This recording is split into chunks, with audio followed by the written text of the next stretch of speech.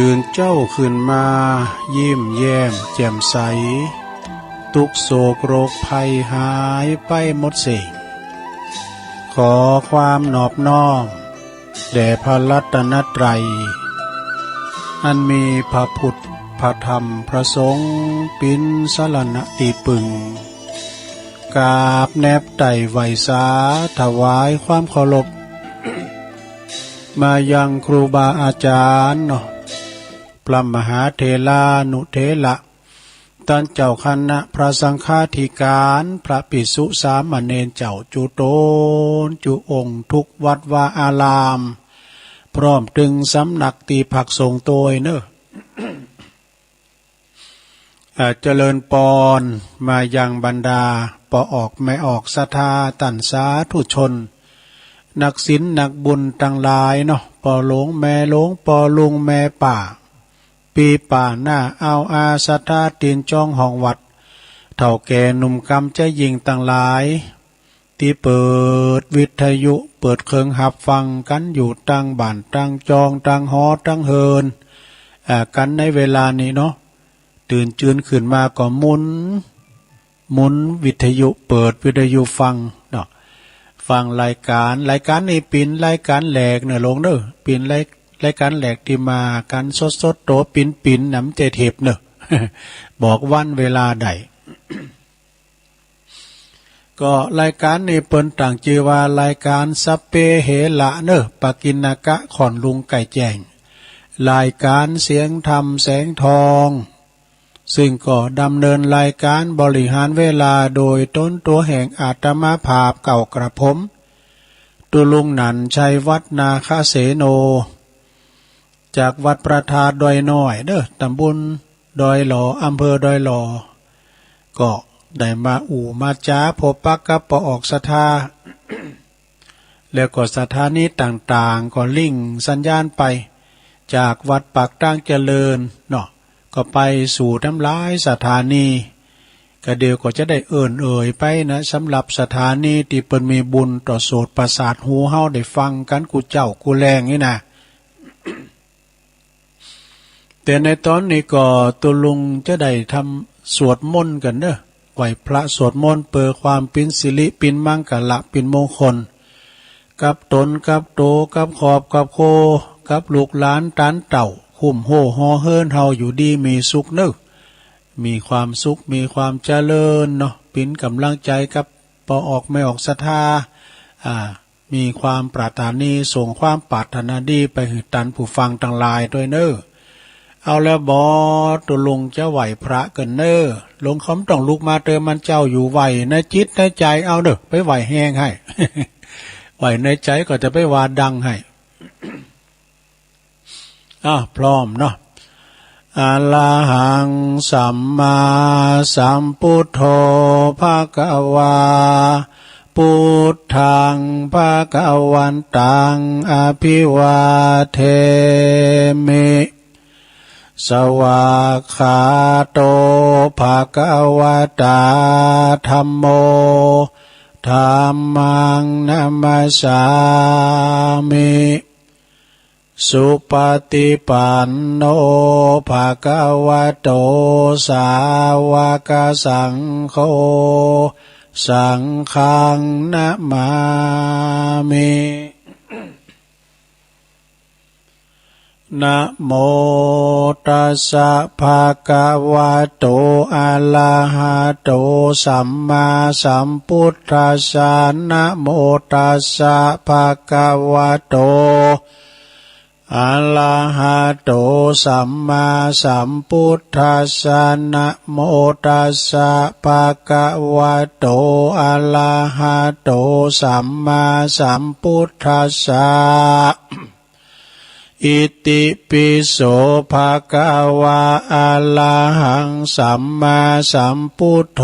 วิจาจาลัมนะสัมปันโนสุขโตโลกวิโต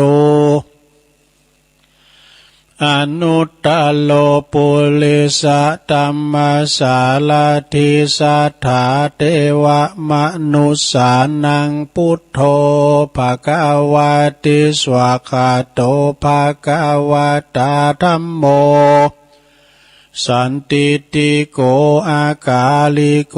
เอหิปัสสิโกโอปันนะยิโก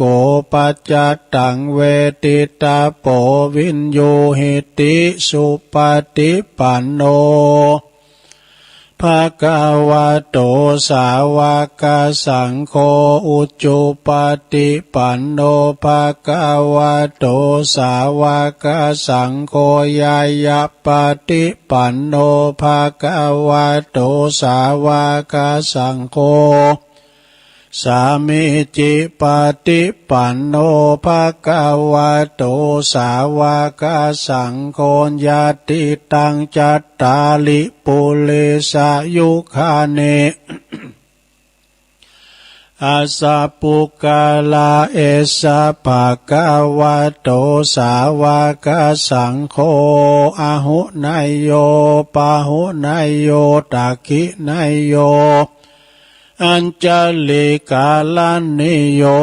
อนุตตลังปุญญาเขตังโลกัสสติจายันโตโพธิยามุเลสักกายานังนันทิวัตโนเอวังตวังวิจัยโยโหหิจัยยสุจัยยมังกะเล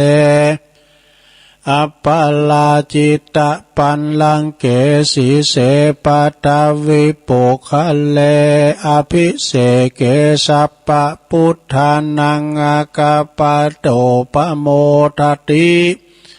สุนักตังสุมังกลังสุปาปาตังสุหุติตังสุขันโนสุมุหุโตจะสุยิตังพลัมมาจาลิสุ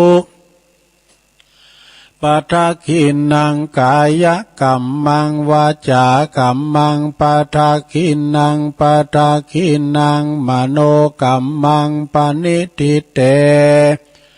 ปัทขินาปัทขินานิกัตตวนะลาพันตัเถปัทขิเน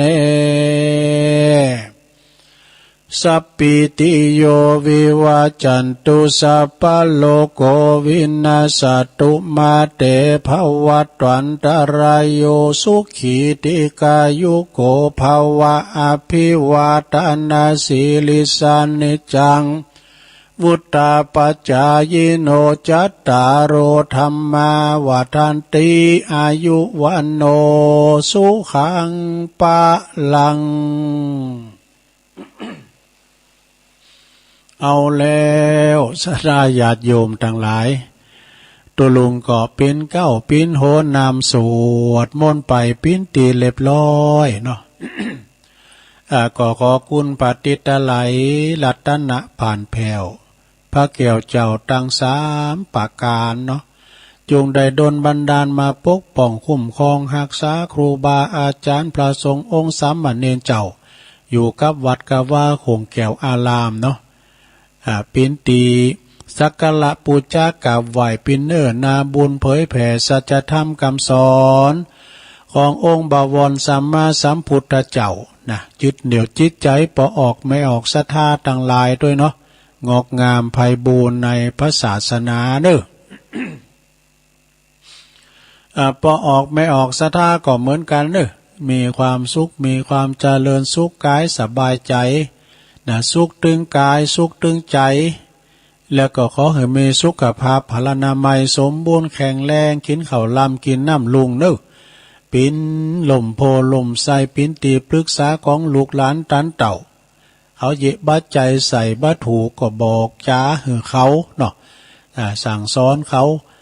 แล้วก็ขอปิ้นกำลังจิตกำลังใจกับปอหลวงแม่หลวงที่เดินเหินไปไหนมาไหนบ้าใดนะอยู่ติดต่างติดเตงก็ดีใจนิดตื้อก็ด้วยนะโอ้กึดฮอดยามหนุ่มขึ้นดอยลอยหวยปิ้นมอนก็ฮอดใจมันมาหนักเนาะร่างกายสำเตือมันก็ซ้ำรุดซุดโทรมไป รถลาเครื่องยนต์กลไกก็เหมือนกันนะศรัทธาเนอะมันต้องมีเขาอู่เขาโฮงซ่อมนะเขาโฮงซ่อมเหมือนกันเขาก็ช่วงนี้ก็ขอเหือนหยุดติในการเดินทางไปไหนนะเอาคุณเฒ่าคุณแก่ภูมิตันทานเฮามาหน่อยอยู่กับหอกับเพิ่นเนาะเอาวิทยุปิ้นกูนะลงเด้อเอาปิ้นกูปิ้นเกี้ยมไปตื่นเจ้าแตกตื่นเหมือนตามาตื่นได้ยินแล้วดูได้ยินตั้งแต่ลุงทองมาแล้วเนาะมาหาเพลงบักเก่าโบราณแถมอย่างถึงตีสามตุลุงก็มาเข้ารายการแถมอย่างเนาะเป็นกำลังใจส่งความปรารถนาดีให้กับพ่อหลวงแม่หลวงเขานึกนะเอาละต่อไปตุลุงจะเอ่ยพระตังสถานีวิทยุในเครือข่ายที่เปิดรับสัญญาณรายการธรรมะภาคภาษายอง ในช่วงเวลาตีสามถึง5 โมงเก่าสถานีดังต่อไปนี้นะลงเด้อสถานีวิทยุขึ้นเพื่อการศึกษาศาสนาและวัฒนธรรมนะวัดฝายหินเนตำบลสุเตปอำเภอเมืองเชียงใหม่ FM 104.50 เมกะเฮิรตซ์โดยเมตตาบารมีธรรมอาจารย์ท่านพระครูสมุวิสุวัฒน์วรกิจโจก็ลิงก์สัญญาณไปปิ้นตีเรียบร้อยองค์ขลงในเมืองได้ฟังเพลงบุเนาะสถานีวิทยุของคณะสงฆ์อำเภอฝางเนอะตั้งอยู่ที่วัดพระบาทอุดมนำบ่อสาวาสำนักวิปัสสนา FM 100.25 เมกะเฮิรตซ์โดยเมตตาบารมีธรรมหลวงพ่อพระครูสุจิตานุรักษ์ด็อกเตอร์หลวงพ่อใหญ่เฮาเนอะเจ้าคณะอำเภอฝาง แล้วก็ขอบคุณตังตุปีเจริญโชติธรรมโมด้วยเนอะแห่งวัดสันโค้งอำเภอแม่อายแล้วก็ขอบคุณตุปีอมรเทพอุปสันโตตุปีโจนะและสถานีวิทยุแดนดินถิ่นล้านนาตั้งอยู่ที่บ้านโฮงโงตำบลนำบ่อโลงอำเภอสันป่าตองเนอะ FM 103.50 เมกะเฮิรตซ์โดยคุณรุจิสมบัติเงาคำพี่ไอ้ใต้โหเฮาเนอะ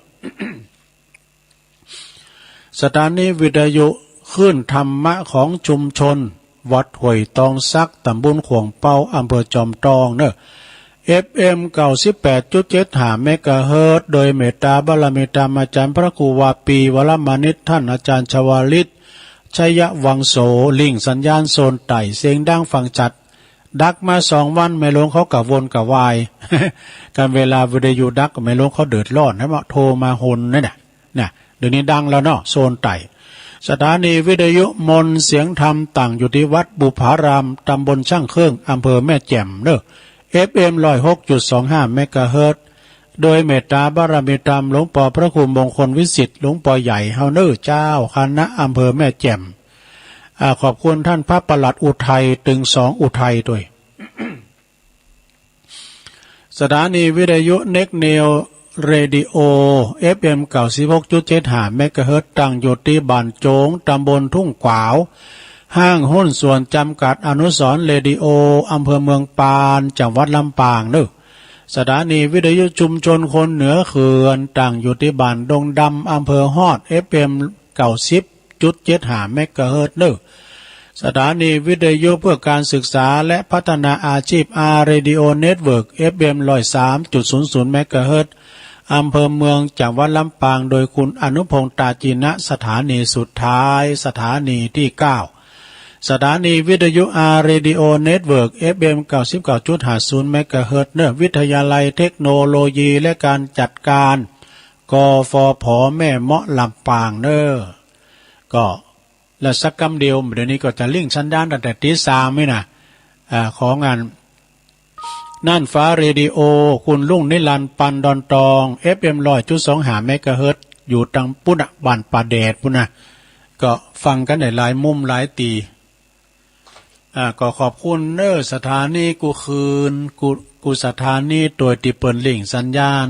นำเอารายการนี้ไปสู่ตันผู้ฟังตามบ้านตางจองเนาะมาปะกันวันนี้ก็เป็นวันพัดหรือพัดเป็นวันพัดนะหลวงเนอะตี10แล้วนะวันเนี้ย10ของเดือนกุมภาแล้วดูโอ้วันเวลาเวยนะวันที่10แล้ววันนี้ก็เป็นวันแหมค่ำนะเนาะเดือนมันใจแหละเดินออกเก่าคำวันนี้แล้วกะเนาะศีลหนานี่จะเป็นศีล สำคัญต่างพระพุทธศาสนามาฆบูชาเด้อศีลวันที่16นะเดินหาปิงเนาะวันมาฆบูชา ก็มาปะกันในวันพฤหัสบดีแต่มาอยู่3 วันวันพัดวันศุกร์วันเสาร์ตุลุงก็มาเกิดว่ามันยังมาไกวโวยแล้วเหรอเปิ้นใน7 วันในเปิ้นมาวันเปิ้นยังวันนานไกวย่ะตุลุงก็ได้ก็ถึงก็ได้ก็ได้บ่ทำกันบ้านตัวบ่เต้น เต็มมันก็โมนดีอยู่นะสะได้ญาติโยมทั้งหลายเนาะก็นะไปเสาะคุณหาทำกันบ้านเอาน้ำเอาทำมาเตดพองเอาเข้าห้ำกำคือพองเอานิทานพองนิทานทำนะก็เอามาเราสู่จู้กันฟังในโรงเนอะเข้าใจว่าเอามาสั่งมาสอนกันคือว่ามาสั่งมาสอนมันจะโหดจังเกตเหมือนกันเนาะเอามาเราสู่จู้กันฟังนะศรัทธาญาติโยมทั้งหลายเนาะฉะนั้นก็ศรัทธาญาติโยมฟังกันอยู่ตั้งบ้านตั้งจองตั้งหอตั้งเฮินบางพูนก็ลุกมาตื่นมาตั้งเมื่อตี 2 ตี 3นะฟังน้ำฟังธรรมของตุลุงทองมาแล้วก็ฟังเพลงโบราณบักเก่า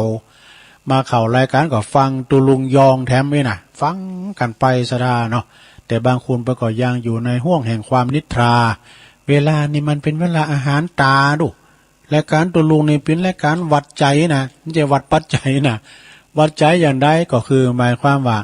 ถ้าไผตื่นมาก็ได้ยินนะเวลาหมออีมันอาหารตาเปิ้นรับไหลกันโมดศรัทธาตูเจ้าพันนายเขาเปิ้นก่อนรับรายการโมมีแต่ตุลุงกูลีกูจอกูมันล่ำรายการกูมันรับลืมตื่นปุ๊กนาฬิกาตื่นจืนขึ้นมาก็มาทำนาทีธรรมะคือหน้าที่ในหลวงเด้อนะหลวงเขาก็มีนาทีฟังก็ฟังไปตุลุงก็สรรหาสิ่งละอันพันละน้อยเนาะมามาจ้ากับศรัทธาญาติโยมได้ฟังกันวันนี้ก็จะได้น้อมนำมาประธรรมเทศนาเนี่ยก็พ่อโมนสักตะใดหลงนะเปิ่นว่าเทวกถาเทวกถากึดถึงกุลของเทวดานี่ปิ้นจะได้ก็เดี๋ยวลองฟังพอนะแล้วก็วันพุธนี้เป็นวันที่11วันที่11เนี่ยก็เป็นวันแฮปปี้เบิร์ธเดย์ของหลวงพ่อมานิสถาวโรสำนักสงฆ์หอมบุญตุลุงก็จะสอดธรรมมงคลมาเตดเนี่ยเปิ้นเนาะแล้วก็คุณโยมชื่นใจไพวันโดยเนอะเปิ้นอยู่ปางน้ำทุวันเกิดวันที่11ก็ดีเนาะผู้ก็ได้สอดธรรมมาเตดเฮ้ยน้องสดาวันนี้ก็เหมือนกันเนอะวันนี้แต่หากว่าเป็นว่าวันตรงกับวันเกิดของท่านผู้ใดก็ดีตุลุงก็ขออำนวยอวยโจกอำนวยอวยปอนหืดทันทั้งหลายที่เป็นวันเกิดวันนี้ก็ดีนะขอสิ่งศักดิ์สิทธิ์ในสากลโลกอันมีพระสยามเทวาธิราชเจ้าสิ่งที่เฮาเคารพนับถือคุณพระรัตนตรัยคุณพระพุทธพระธรรมพระสงฆ์ปกป้องคุ้มครองรักษาเด้อหืดทันอยู่ดีมีสุขมีสุขภาพพลานามัยสมบูรณ์แข็งแรงเด้อแฮปปี้เบิร์ธเดย์ทำบุญวันเกิดกันเนาะเอาละศรัทธาญาติโยมทั้งหลาย ข่าวสารงานบุญก็มีหนักนะตุลุงก็จะเอาขอคิดต่างธรรมของเมตตาบารมีธรรมในหลวงพ่อท่านพระครูสันติเจติยากรเนอะมาเล่าสู่จู้กันฟังเปิ้นระลึกเปิ้นเขียนไว้จัดดีนะศรัทธาปิ้นขอคิดต่างธรรมเนอะก็มีหลายทานที่เปิ้นสูงมาบ่ว่าจะปิ้นแม่จันเลื่อนไสก็ดีโยมมาไล่ก้อนคำก็ดีก็ลำเลงกันไปเนาะก็ในของหลวงพ่อคนดอยนกยุงเนี่ยเป็นว่าสัจธรรมแห่งชีวิตเฮานี่นาศรัทธาญาติพี่น้องแล้วก็คนหูจักคุ้นเคยลุ้น100 ปีนี่แทบจะบ่เหลือแล้วเนอะแต่ก็เหลืออยู่เนอะอุ้ยหมอนโน่นพรหมมาแบน104 ปีแล้ว เนาะแทบจะบ่ไข่เหลือนะแทบจะบ่เหลือแล้วรุ่น90 ปีก็เลือนน้อยเต็มที่ว่ะรุ่น80 ปีซ้ำรุ่น80 ปีนี่พอมีอยู่พองเล็กน้อยนี่นะเปิ้นรุ่น70 ปีก็ลาลงไปแล้วก่อนเฮาก็มีนี่นะรุ่นเฮาเนี่ย70 ปีเนี่ยเปิ้นลาไปก่อนเฮาก็มีแล้วนะค่อยๆทยอยกันกลับบ้านเก่าไปเลยๆว่าเปิ้นว่าเนาะ คุณเฮานี่ก็เมื่อเกิดก็ต้องมีตายเป็นธรรมดาเกิดเท่าใดก็ตายเท่าอันแต่ไปกูเนอะนะตายในตัวลุ่มกูน่ะกูมันปิ่นเนอะ เนาะปิ่นอย่างตุก็คำว่าปิ่นติดเต็งงางับเงิงนี่นะบททุไผมาผอก้อยดูแลเฮาเนี่ยเนาะรุ่น70 ปีก็ลาลงเข้าไปกันทยอยกันไปมากมายทยอยค่อยๆทยอยกันปีกบ้านเก่ากันไปเลยนะเพิ่นว่านะหมดไปปิ้นหลุนน่ะลงเนอะเหมือนใบไม้ลงหลุนลงกองอยู่โคนต้นอยู่กองอยู่ปื้นต้นมานั่นนะเดี๋ยวก็คุณโนนป่วยเดี๋ยวก็คุณนันตายเปิ้นฟูงเขาน่ะได้ข่าวทุกวันไปงานศพกันทุกเดินนี่อีโลสุดท้ายวันหนึ่งเนี่ยก็คงจะมาถึงเฮาถึงคิวเฮาก็ถึงนี้บ่พ้นเนาะศรัทธานี่สุดท้ายนี่ก็คงจะมาถึงคิวของเฮาทีนี้บ่พ้นแต่ก่อนที่จะถึงวันนั้นเนี่ยเปิ้นว่าโยนความตุกโยนความเศร้าหมองเอาทิ้งความลงไปเสียหมดเลยนี่อย่างหือบันเหลือเฮาก็ต้องเนี่ยเพราะว่าเฮาบ่ต้องการมันใจชีวิตหือมีความสุขความเบิกบานทุกนาทีที่ยังเหลือลุ่มหายใจอยู่อีกบักกี่วันเฮาก็จะตายแล้วอีน่ะเนาะก็กูยังกับปัญหาเนาะเปิ้นว่าตาฝ่าตาฟางกะก็บ่เป็นหยังก็ใจมือซ้อมเอานี่ หูตึงกะก็ธรรมดาเนาะก็เล็งเสียงขึ้นสูงเท่าหน่อยนี่เอาอูดังน้ำหน่อยกะ แล้วก็กันเขียวฮักฟันหล่อนไปกะนี่น่ะก็จังมันปั่นน้ำแข็งกินก็ได้ดู กินแค่มันก็กินกับอันเติมมันนั่นน่ะนะอีดูแล้วก็ปวดหัวเข่ากะก็อดเอาใจไม่เต้าคำยันลงลืมไปพองกาน่ะลงลืมปกติอีกสักพักก็นึกได้ละแต่กะซะนะแล้วเพิ่นถามการเพิ่นถามว่าโตสันเข่าคำหยังกึด70,000เหมือนกันเด้อก็คิดลืมเหมือนกันนะเปิ้นว่าสัญญาไม่แน่นอนเนาะลงลืมไปพองลงลืมปกติอีกกึดสักพักก็กึดได้ละนะแล้วเปิ้นก็ว่าหมดภาระประหยัดดีนะกลางคืนถ้านอนบ่หลับก็กลางวันก็หลับติมตี อันนี้นะเอาจบเนื้อสะดาอันนี้ก็คือว่าคติธรรม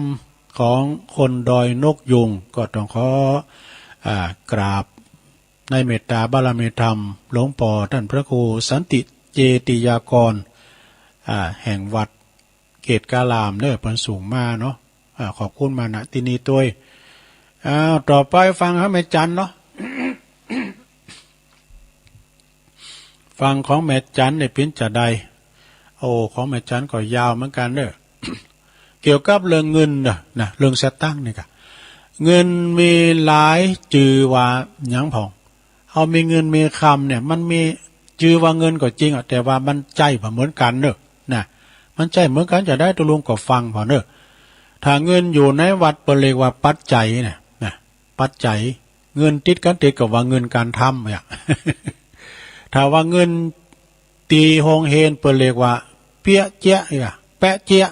ยเนี่ยถ้าว่าเงินแต่งงานเหรอก็เรียกว่าเงินสินสอดเนี่ยสินสอดทองมั่น แต่ถ้าว่าเงินกับการหย่าร้างเปิ้นเรียกว่าหยังค่าเลี้ยงดูเนี่ยมันจะเหมือนกันรู้เนาะแต่ว่าเมื่อยิบยืมของภายมาเปิ้นเรียกว่าหนี้สินยืมกู้หนี้ยืมสินลงเนาะถ้าว่ารัฐบาลเพราะว่าเมื่อจ่ายเงินรัฐบาลเรียกว่าเงินภาษีอากรเนี่ยเฮาเสี่ยงภาษีดูภาษีตีดินกับสังกายะนะถ้าว่าขึ้นโรงขึ้นศาลเนาะเปิ้นว่าลึชาว่ะในศาลเรียกว่าลึชาเนี่ยแต่ว่าในบ่อนแล้วในบ่อนเนาะเรียกว่าชิป เรียกว่าชิปนี่ว่ะถ้าว่าบุญโฮงพักก็เรียกว่าคาปั๊บเด้อเปิ้นห้องคืนโฮงพักไปห้องไปยื้อห้องกาปั๊บไป บุบโหตีกันห้องขึ้นห้องพักนี่ไปปั๊บดูไปปั๊บไปใหม่ดูเย่เปิ้นดูเย่เปิ้นโหแตกนี้อ่ะเปิ้นก็ปั๊บอันนี้แล้วก็เงินนอกโรงพักก็เรียกว่าใต้โต๊ะนี่ดอก แล้วก็เงินจ่ายข้าราชการเกษียณปิ้นก่อนเปิ้นเรียกว่าเงินบำเหน็จนี่ถ้าจ่ายข้าราชการที่เปิ้นเกษียณไปปินเดินนั่นก็เงินบำนาญนี่เงินบำนาญนะแล้วก็เปิ้นตอนรับตุ๊จีนเปิ้นเรียกว่าแตะเอียนี่ว่า แตะเอียอยู่ แล้วก็เงินตอนรับปีเปิ้นเรียกว่าโบนัสนี่เงินโบนัสเงินซาลาเปานึงเงินเนี่ยฮะอันซาลาเปาบ่เงินเนี่ยอ่างเป้าอ่ะอ่างเป้าถ้ามีอยู่ก็เดียวกันเด้อลูกจ้างจ่ายให้ลูกจ้างเปิ้นเรียกว่าค่าจ้างนี่ค่าจ้างรายวัน300อ่ะนะถ้าจ่ายพนักงานเปิ้นเรียกว่าเงินเดือนนี่กินเป็นรายเดือนเนาะรายวันนี่ลูกจ้างเนาะ เงินค่าจ้างถ้าจ่ายให้ลูกพี่เปิ้นเรียกว่าค่าครูนี่ ถ้าจ่ายให้ลูกน้องเปิ้นเรียกว่าค่าตอบแทนเนี่ยดูโอ้มีหลายอย่างได้สตังค์นี่นะแล้วก็จ่ายให้เด็กเรียกว่าเบี้ยเลี้ยงนี่เบี้ยเลี้ยงแล้วก็จ่ายให้ผู้ยากไร้ที่เปิ้นมาขอก้าเขาก็เรียกว่าเงินหืดตาลเปิ้นนี่หืดตาลเปิ้นเล็กๆน้อยๆ20 บาท100 บาท ที่เปิ้นมาขอแต่มาขอหมันๆเรื่องเป็นอาชีพของไข่หม้อกันฮะเปิ้นเยการกันเนี่ยตัวก็แข่งปวาคาป้อแบกกันหือลำไปก็ขึ้นยามนะหมออ่ะ ยึดเป็นอาชีพยามนะหมออ่ะลงเอ้ยแล้วก็จ่ายหลังจากได้รับบริการดีๆเรียกว่าติปนี่ทิปนี่นะจ่ายหลังจากถูกหลอกก็เรียกว่าเงินค่าโง่ จุแต่จุวาเนี่ยซื้อเอาความโง่ไอ้เนาะถ้าเงินฝากธนาคารเรียกว่าเงินฝากเนอะใครมีเงินฝากเนาะฝากธนาคารไว้เมื่อยืมธนาคารเรียกว่าเงินกู้เนี่ยเงินกู้จ่ายหือโจรเรียกว่าเงินค่าไถ่ แล้วก็จ่ายเปิดหับบริการถูกที่ถูกกฎหมายเรียกว่าค่าธรรมเนียมเนี่ยการธรรมเนียมเนอะแล้วก็จ่ายรับบริการที่ผิดกฎหมายแปลว่าค่าสินบนนี่จบเนอะผายต่างจางแต่งด้วยเนาะคุณแม่จันเนอร์แม่จันเลื่อนไซแบ่งเบ้าภาระตุลุงก็เอามาตีแผ่เผยแผ่สะท่าได้ฟังกันเนาะอันนี้ก็เป็นข้อคิดประจำวันเป็นคิดใดคิดดีทางนั้นเนาะสะท่าเนาะของคุณโยมมาลัยก้อนคำนี้เอาไว้ก่อนเนาะเพราะว่าถึงเวลาเลยเวลาเตดน้ำเตดธรรมมาละตุลุงจะเตดธรรมก่อนนะถ้าเวลาเลื่อนหลายก็จะมาเอาคติธรรมของโยมมาลัยก้อนคำแถมเนาะเอกสดาญาโยมเนาะโอ้นิทานก็มีอยู่แล้วเนี่ยนิทานก็ยาวเหมือนกันเด้อก็เดียวตุลุงวาทำไว้ก่อนเนาะเดินหลงนอนรับทั้งคืนเนี่ยตุลุงวาทำไปมันทำกล่อมรับด้วยรับโดยปริยายเนาะเป็นทำกล่อมรับแต่กล่อมประมวลชัดใดแหละเนี่ยอันนี้นะเทวกถาเปิ้นว่าคิดถึงกุลของเทวดาเนี่ยโอ้แต่กษดาญาโยมเนาะโอ้ขอเทวบุตรเทวดาขอมาจอยข้าพเจ้าหน่อยเถอะนะกึศหาเทวบุตรเทวดาลงเนาะกันว่าเทวบุตรเทวดาเนี่ยมีบทบาทสำคัญบทบาทสำคัญต่างวัดต่างวาต่างศาสนาเฮาโดยเวลาครูบาอาจารย์เปิ้นนางยายกันเก่าตุ้นไหนบ่จะเจริญพระพุทธมนต์แล้วนะผู้จารย์ก็จะว่าล่ะนี่เวปาติปาหายะพุทโธผู้จารย์นี่ว่าเขียวหลอนมั้งวิปติแล้วเนาะก็เดียวกับตุเจ้าตุ้นที่3ก็ตั้งพระนิกรรมมานี่ปริตวานตุลุงคานว่าก่อนไม่ได้ใครว่าได้ปริตวานไม่ตรองสุเมตวานก็ไปฝ้าวอย่างเนาะว่ามันงามๆหน่อยกะปริตวานเมตตังอย่างหลวงพ่อสุจิตานุรักษ์เปิ้นว่าสเกโลงโอ้ยมอนตุลุงจะได้ดูสเกโลงนำได้เห็นจังครับนี่เอาสเกหน่อยนะกะเนาะเอาหลักนึกถึงเทวบุตรเทวดานี่สเกก็เจิญเทวบุตรเทวดามาฟังเทศฟังสวดเนาะ การถึงทุกขปัตตาเนี่ยก็สูงเทวดาเนาะเวลาไอ้แม่เขาปลงแม่หลงเขาปีป่านหน้าเอาอามาตานขันเข่าเนี่ยตุเจ้าก็จะหำไปขออัญเชิญเทวบุตรเทวดาสิ่งศักดิ์สิทธิ์ทั้งหลายจงได้มาปัตตามาอนุโมทนาไมก็ว่าไปนี้เนาะเทวบุตรเทวดาเนี่ยให้มันที่หหันโตแหละทุก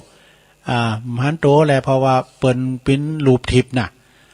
ถ้าว่าอยู่สิงสถิตอยู่เก้าไม้แปลว่าลุกขะเทวดาเนี่ยมีหลายอย่างเนาะเอาละเนาะไปอุ่นนักกันด้วยว่าทำก็ไหว้เอาขออันปนันคำนะนันคำไหนก่อนนั้นคำสว่างมงคลธรรม มารัตนาธรรมกันเนาะ รัตนาธรรมกันนะลงเนอทุนันคำยะรัตนาธรรมตัวนะปลอมมาเลยโตนอกแอนภาพต้องเต้นวิมานทองทำอันใดเดทาลาตาลองตามกองแห่งนักปราชญ์ผู้ข้าน้อยนาฏ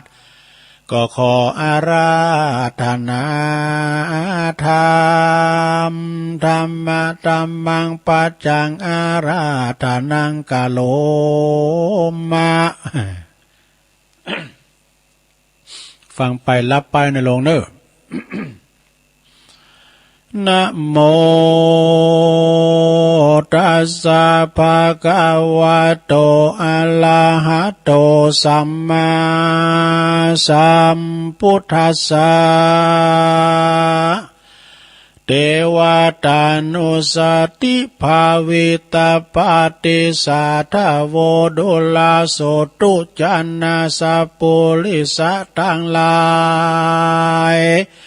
ตั้งเท่าแก่ยิ่งใจเด็กขาหนุ่มน้อยตั้งพ่อนานอาจารย์พ่อน้อยอันมานั่งเป็นถ้อยเรียบร้อยดีงามนะเพื่อปฏิบัติตามฐานะหน้าที่แปลงจิตใจขุ้ยเจยบานยกมือสารใส่เก้ามีพระปาฏานพระพุทธเจ้าเป็นเก้าเป็นประธาน เกิดเป็นเจ้าบุตรนาเกิดเป็นเจ้าปุตรสืบลูกสืบหลานเช่นบรรพการโบราณก่อนกีวันพระวันทำบ่อลบหลีกเลี่ยหูจักหน้าที่มาวัดฟังธรรมเพื่อจัดนาจดจำนำไปจ่ายพระธรรมกอดพระธรรมคำสอนเหมือนแสงแค่ไตสาปอดไหลส่องน้ำตาตาหายมัวฟังหูที่หันแจงบัดนี้ก็จักได้กล่าวแสงเทศนา ในเรื่องเทวากาตาเฮลาลึกกึดเติงเถิงหาคุณของเทวดามาเป็นอาลัมมานาอยู่แต่ใจจิตใจก็จักบ่ได้ละเฮเวโวนมีป่ามีสมาธิบ่ได้สับสนบ่ได้กังวลจิตใจตั้งมันคือสอดด้านกุลเทวดาหมู่เฮาเจ้าพุทธนับถือนักหนาว่าเทวดามีจริงแม่นมานะสามัญชนนั่นก็บ่หันด้วยตาบ่หันปรากฏรูปห่างบ่เหมือนคนมนุษย์คนเฮาเพียงแต่คาดเดาเอาไว้ในใจเจ้านะมนุษย์เฮานั้นเป็นปุถุชนเทวดาตนพ้นเป็นนาทิพเทศตนวิเศษอยู่บนสวรรค์ผู้ที่จักหันหูหันเทวดาใดก็คือพระนอไทยสัพพัญญูตนเป็นบรมครูแก่โลกลา อัลลาหันตาสาวกแก่กาปาลมีหูตาดีที่ว่าติบประจักษุก็มาหันทะลุแจ้งจอดถึงตลอดบนเมืองสวรรค์ที่เฮาหูกันจำนันเจียนจาว่าจักมีหูติบตาติบว่าอาละหลักฐานนั้นมีในอาปาไตยปีดกมี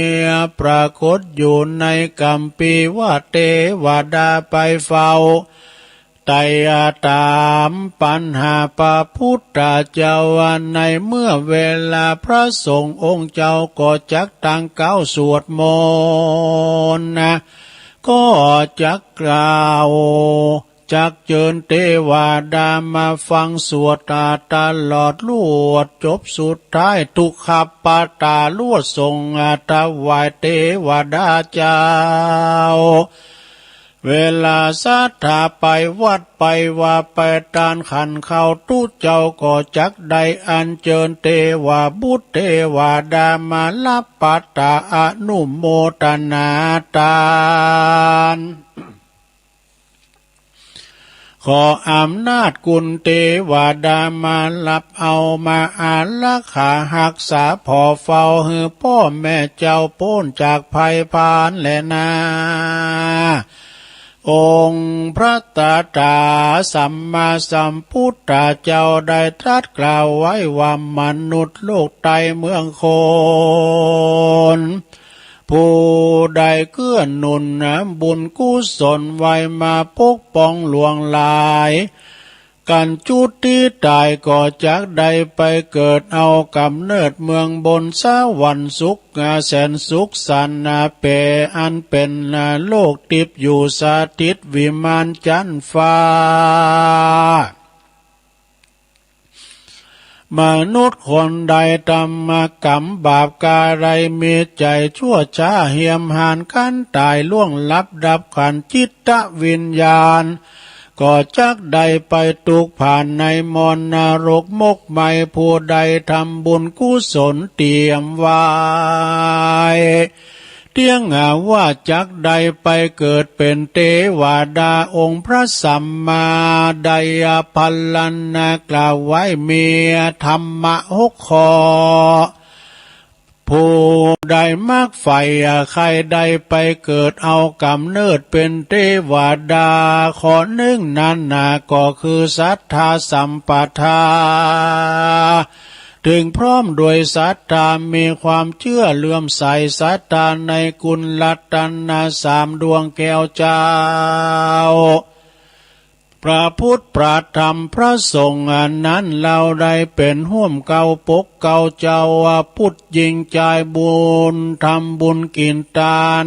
กราบไหว้ถวายเจ้าพุทธยิงใจน้อมไหว้ขาบไหว้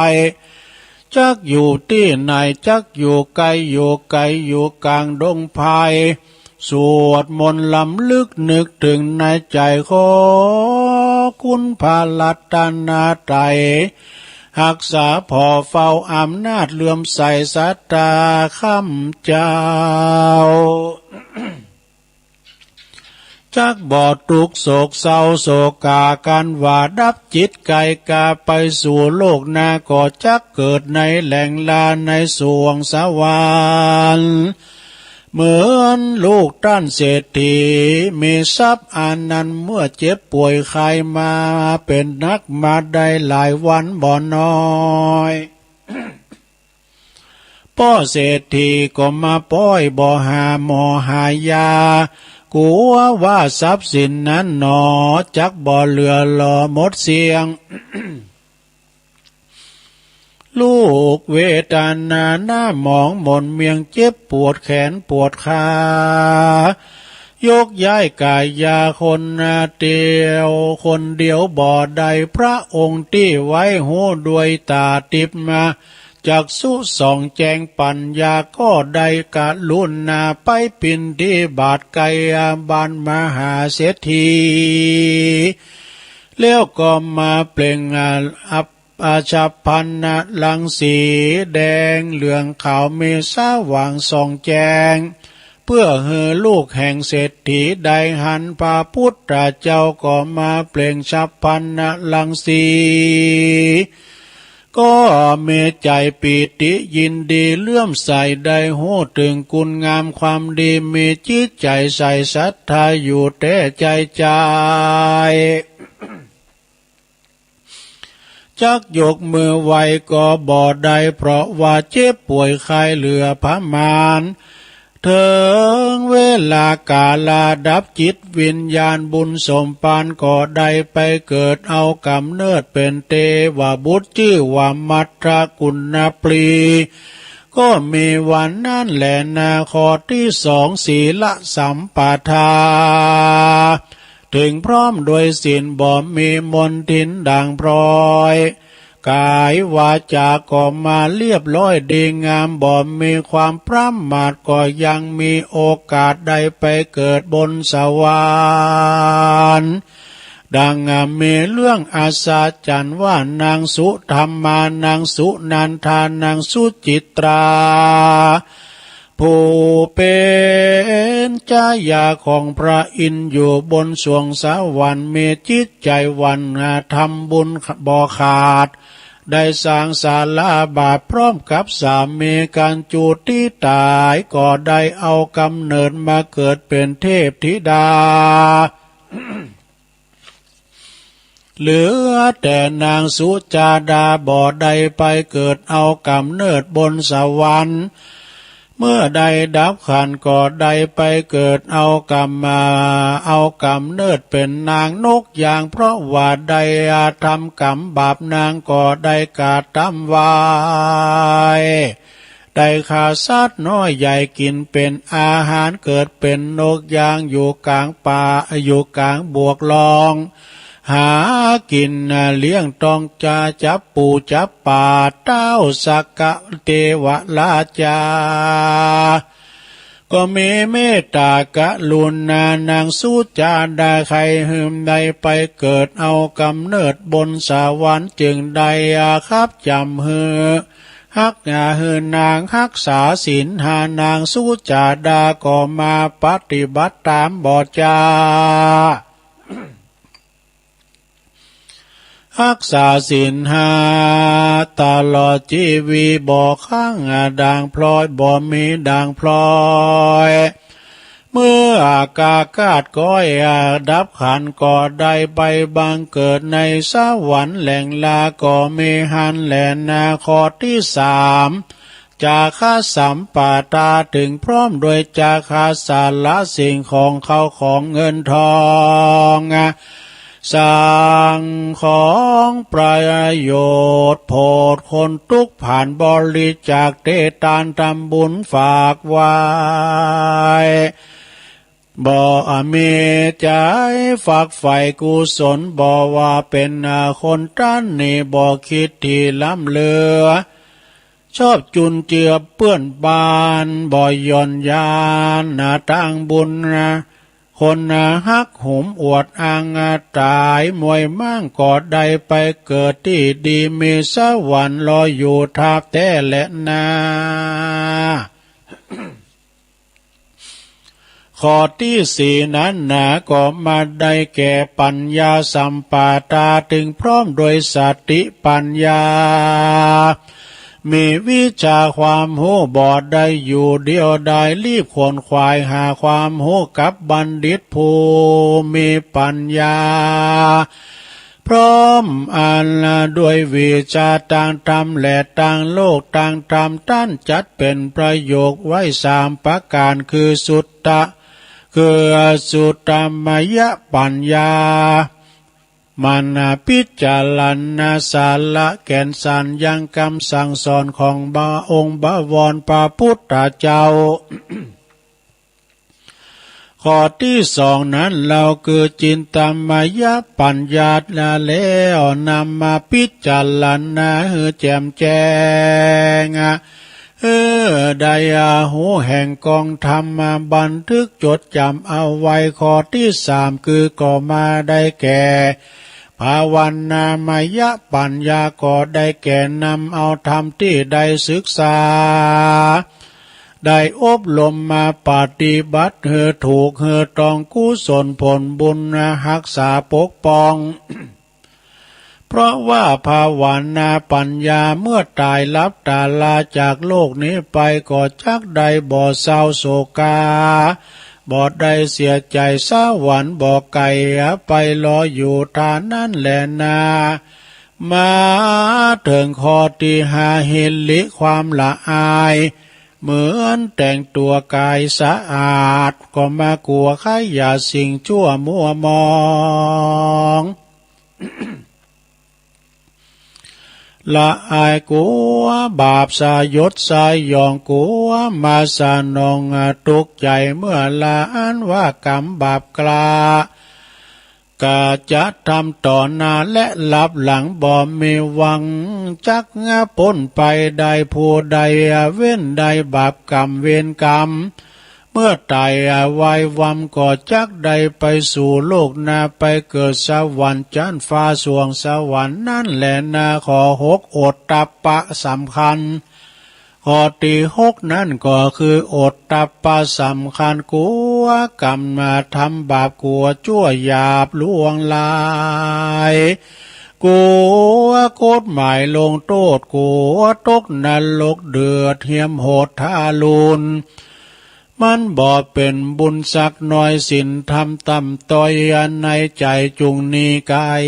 ต่างบาปกลัวกรรมบาปสนองทุกเศร้ามองนั่งให้ผู้ใดมีอดตาปะไว้นี่ไว้ตายแล้วก็จักใดไปเกิดบนสวรรค์สุขเนลานเตี้ยงเต้าบ่อยาจะแลนาเตสันนาวสาเนนายเมื่อแล้วธรรมเทศนาในเวหกาถาขออ้างเอาคุณพระศรีลัตนาสามดวงแก้วเจ้า ผลบุญกุศลพ่อแม่แก่เต่ามาได้มานั่งหรือว่านอนเฝ้าฟังธรรมได้น้อมนำยกมือขึ้นไว้ถึงเทพไทยเทวดาเมสัตตาศีละมีสินเป็นต้นขอล่วงพ้นต่างผ่านสุขสามประการชาตินี้และก็ชาติหน้าก็มีโดยประการดังเทศนามานี้แลนานิติตังกิยาสังวันนานาวิเศษจาห้องเหตุทำเรื่องเทวกาถาก็บางโกมนาสมเรสเด็จแล้วเท่านี้ก่อนแลสาธุสาธุสาธุเอาแล้วศรัทธาญาติโยมทั้งหลาย ตุลุงก็เตดน้ำเตดธรรมจิบ่เสียงแหบเสียงแห้ง ฟังน้ำฟังธรรมเทวกถาเนี่ยคือถึงเทวดานะหลวงเนอะคือถึงเทวบุตรเทวดาการถ้าว่าเกิดถึงเมื่อใดก็เกิดถึงเทวบุตรเทวดาเฮินห่าเนาะนะเทวบุตรเทวดารักษาคุ้มโหฮอเฮินบ้านเมืองฝ่ายเพิ่นว่าการเกิดใดก็เกิดถึงเทวดาที่โตปินนั่นน่ะไผโตก็พ่อแม่เฮาหน้านี้เป็นเทวบุตรเทวดาของลูกนะการมีเปิ้นเฮาบ่ได้มาเป็นลูกเป็นคุณเป็นเกี่ยวเป็นกุนอันนั้นพระเจ้าคินเนาะเนอะ ถึงแม้ว่าเปิ้นจะลับตาลาโลกลุ่มหายใจจากไปก็จะไปลืมเปิ้นนึกถึงกุ้นเปิ้นนะตานขันเข่ากะตานกู้เข่าคันน้ำไปหาเปิ้นตันหลายตุเจ้าเปิ้นก็อย่าปันป้อนในโอกาสเปิ้นติงเทวบุตรเทวดาพุ่นน่ะนะอาจารย์เปิ้นก็มีเหรอเปิ้นว่ายอกุลนะยอกุลเทวดานะยอกุลกินกุลตาลยอเกี่ยวเจ้าทั้ง3ประการเนี่ยเนาะอีนั้นข้ามเปิ้นว่าเต็มว่าแก้วปาพาจมจื้นหลับตื่นแล้วลุกมากินก็ยังบอดเต้าลดศีลและลดศาสธรรมแห่งพระพุทธเจ้าวิตูลแก้วกาเลิศสีแดง เต็มว่าเราจักเอามาแปลงหัวแหวนและแปลงเครื่องยองก่อมอกงามอยู่ในแห่งห้องเมืองคนก การว่าเราดับจิตใจโตนก็บ่ใจว่าจักเอาไปโดยตามใดเต็มว่าเรามีเงินคำบาทไตไว้หลายหมื่นและหลายพันเขาก็จักมาลู่จริงปันกันกินและจ่ายเราก็บ่ได้แปลงเกินกายขึ้นหนตางไปสู่สวรรค์จันฝ่าสระเนาะเนี่ยเปิ้นย่อกุนดูต่างงานพอนานเขาพอจานที่เปิ้นยอกุนเทวดาทุเจ้าเปิ้นก็ปันป้อนไปหาเทวบุตรเทวดาอยู่เหมือนกันนี่นะเนาะสระเนาะฉะนั้นตอนนี้ตัวลุงขอยอบอย่างกั้มเนาะจิบน้ำกันเดือนเดิมมาว่ากันต่อเนาะสาธุก่อนเด้อ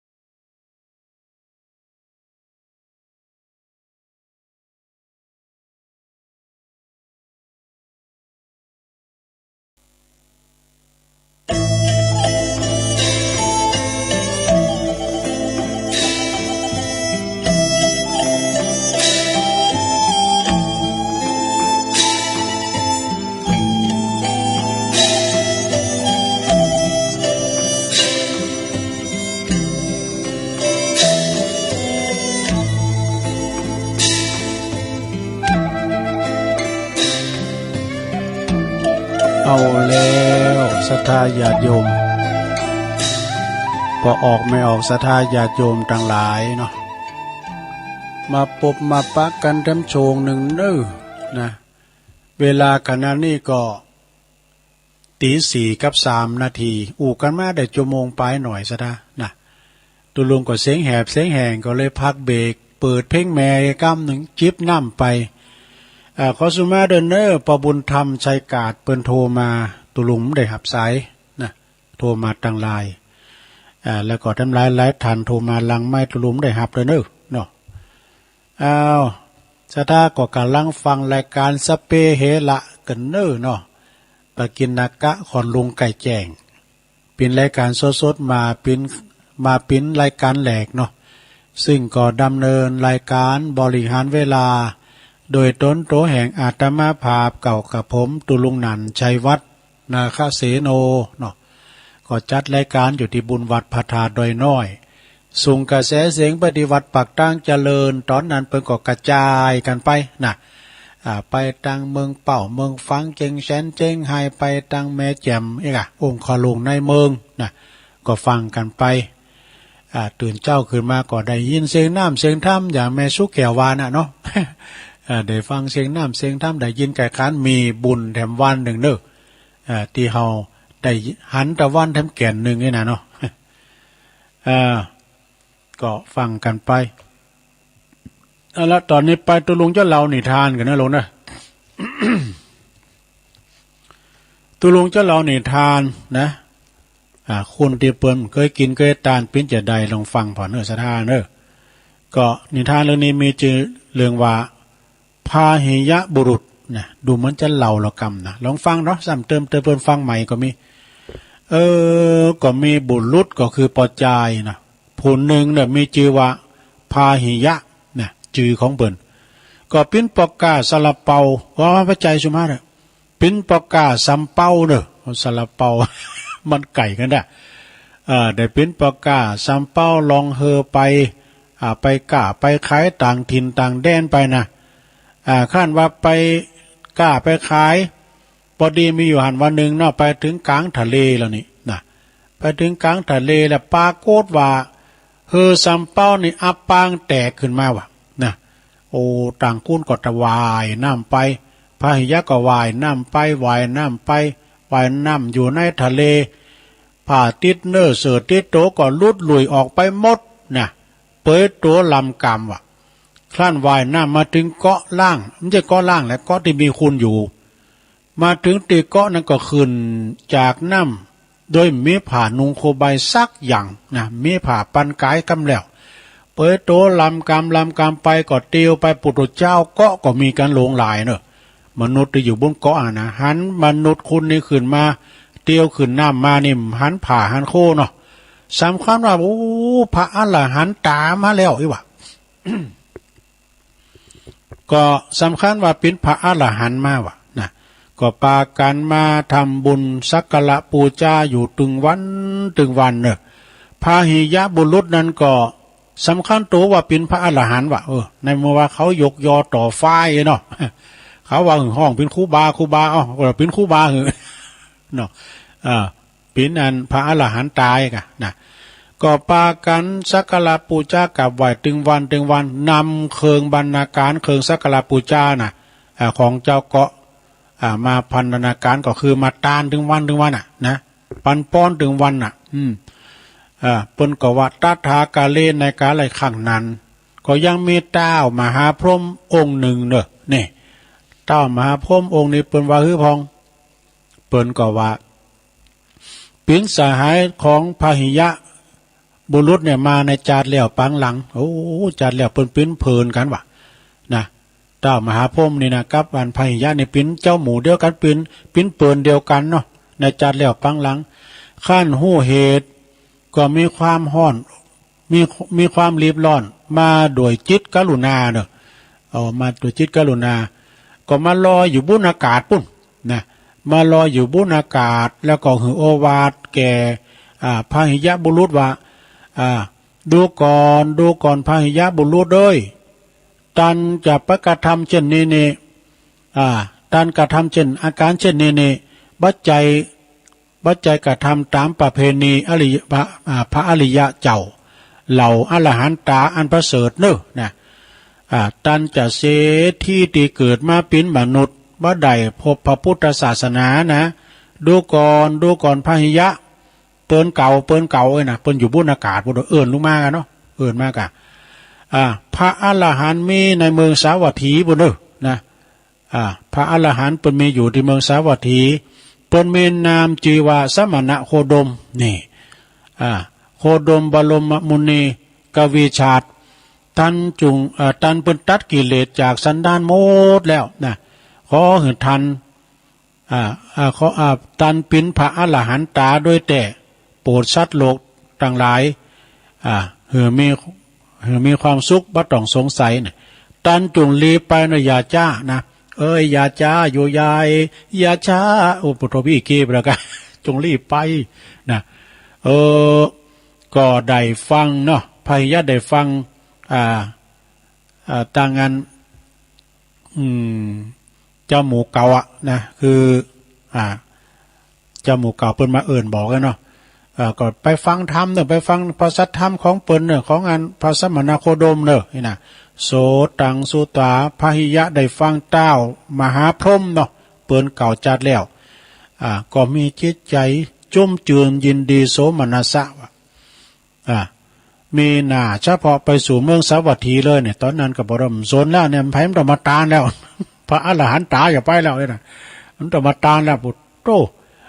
ไปไหนอาจารย์นิมนต์อยู่วัดเนี่ยนะอยู่วัดเกาะนี่นะเอาจะไปอันเข้าเฝ้าพระพุทธเจ้าแล้วเฮ็ดก็รีบมาโดยอุปนิสัยอันแรงกล้าเนอะมาโดยความเร็วบันเนินจ้าก็มาบรรลุถึงเมืองสาวัตถีเนอะก็ไปพบพระพุทธองค์แต่นะโดยเป็นมีมหากรุณาเนาะพระพุทธองค์ก็ทรงตรัสเทศนาพาหิยะบุรุษได้ฟังธรรมของพระตถาคตแล้วนะก็ได้รับก็ได้สำเร็จอรหัตปฏิสัมภิทาญาณเนอะเนี่ยก่อนเพิ่นฟังธรรมแล้วเพิ่นสำเร็จกันหมดขนาดงูคบก็ยังสำเร็จอยู่ งูคบขอตีนจะว่าแหว่งก็ยังสำเร็จอยู่งูสิงแล้วก็ทูลขอบรรพชาพหิยะมาขอบรรพชาขอบวชเป็นพระปิณตุนี่นะเนาะองค์สมเด็จพระสัมมาสัมพุทธเจ้าก็เลยพิจารณาทรงทราบพระหิยะนี่นะบ่มีบุญในการบรรพชาแน่นอนนี่ว่านะเพิ่นจะปฏิเสธก็เลยจางวาเนาะก็ในชาติโดยแต่ชาติก่อนเนี่ยเปิ้นบ่ได้ตานผ่าไตรจีวรบริขารอัฐบริขารทั้งหลายเนี่ยเปิ้นบ่ได้ตานว่านะองค์สมเด็จพระสัมมาสัมพุทธเจ้าก็เลยบอกว่าโอ้ดูก่อนเนื้อพหิยะเอ้ยท่านจงไปแสวงหาบาตรจีวรอย่างมาเนอะนะบริขารของท่านบ่ครบนี่น่ะไปสอหาบาตรผ่าไตรจีวรมาให้ครบเนอะ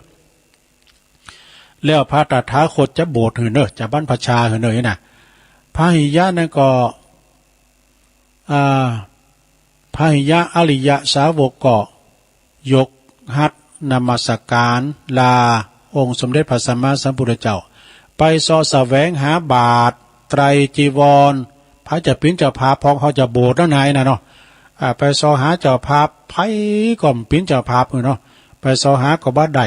แม้แต่บาทแก่นหนึ่งก็ไม่ได้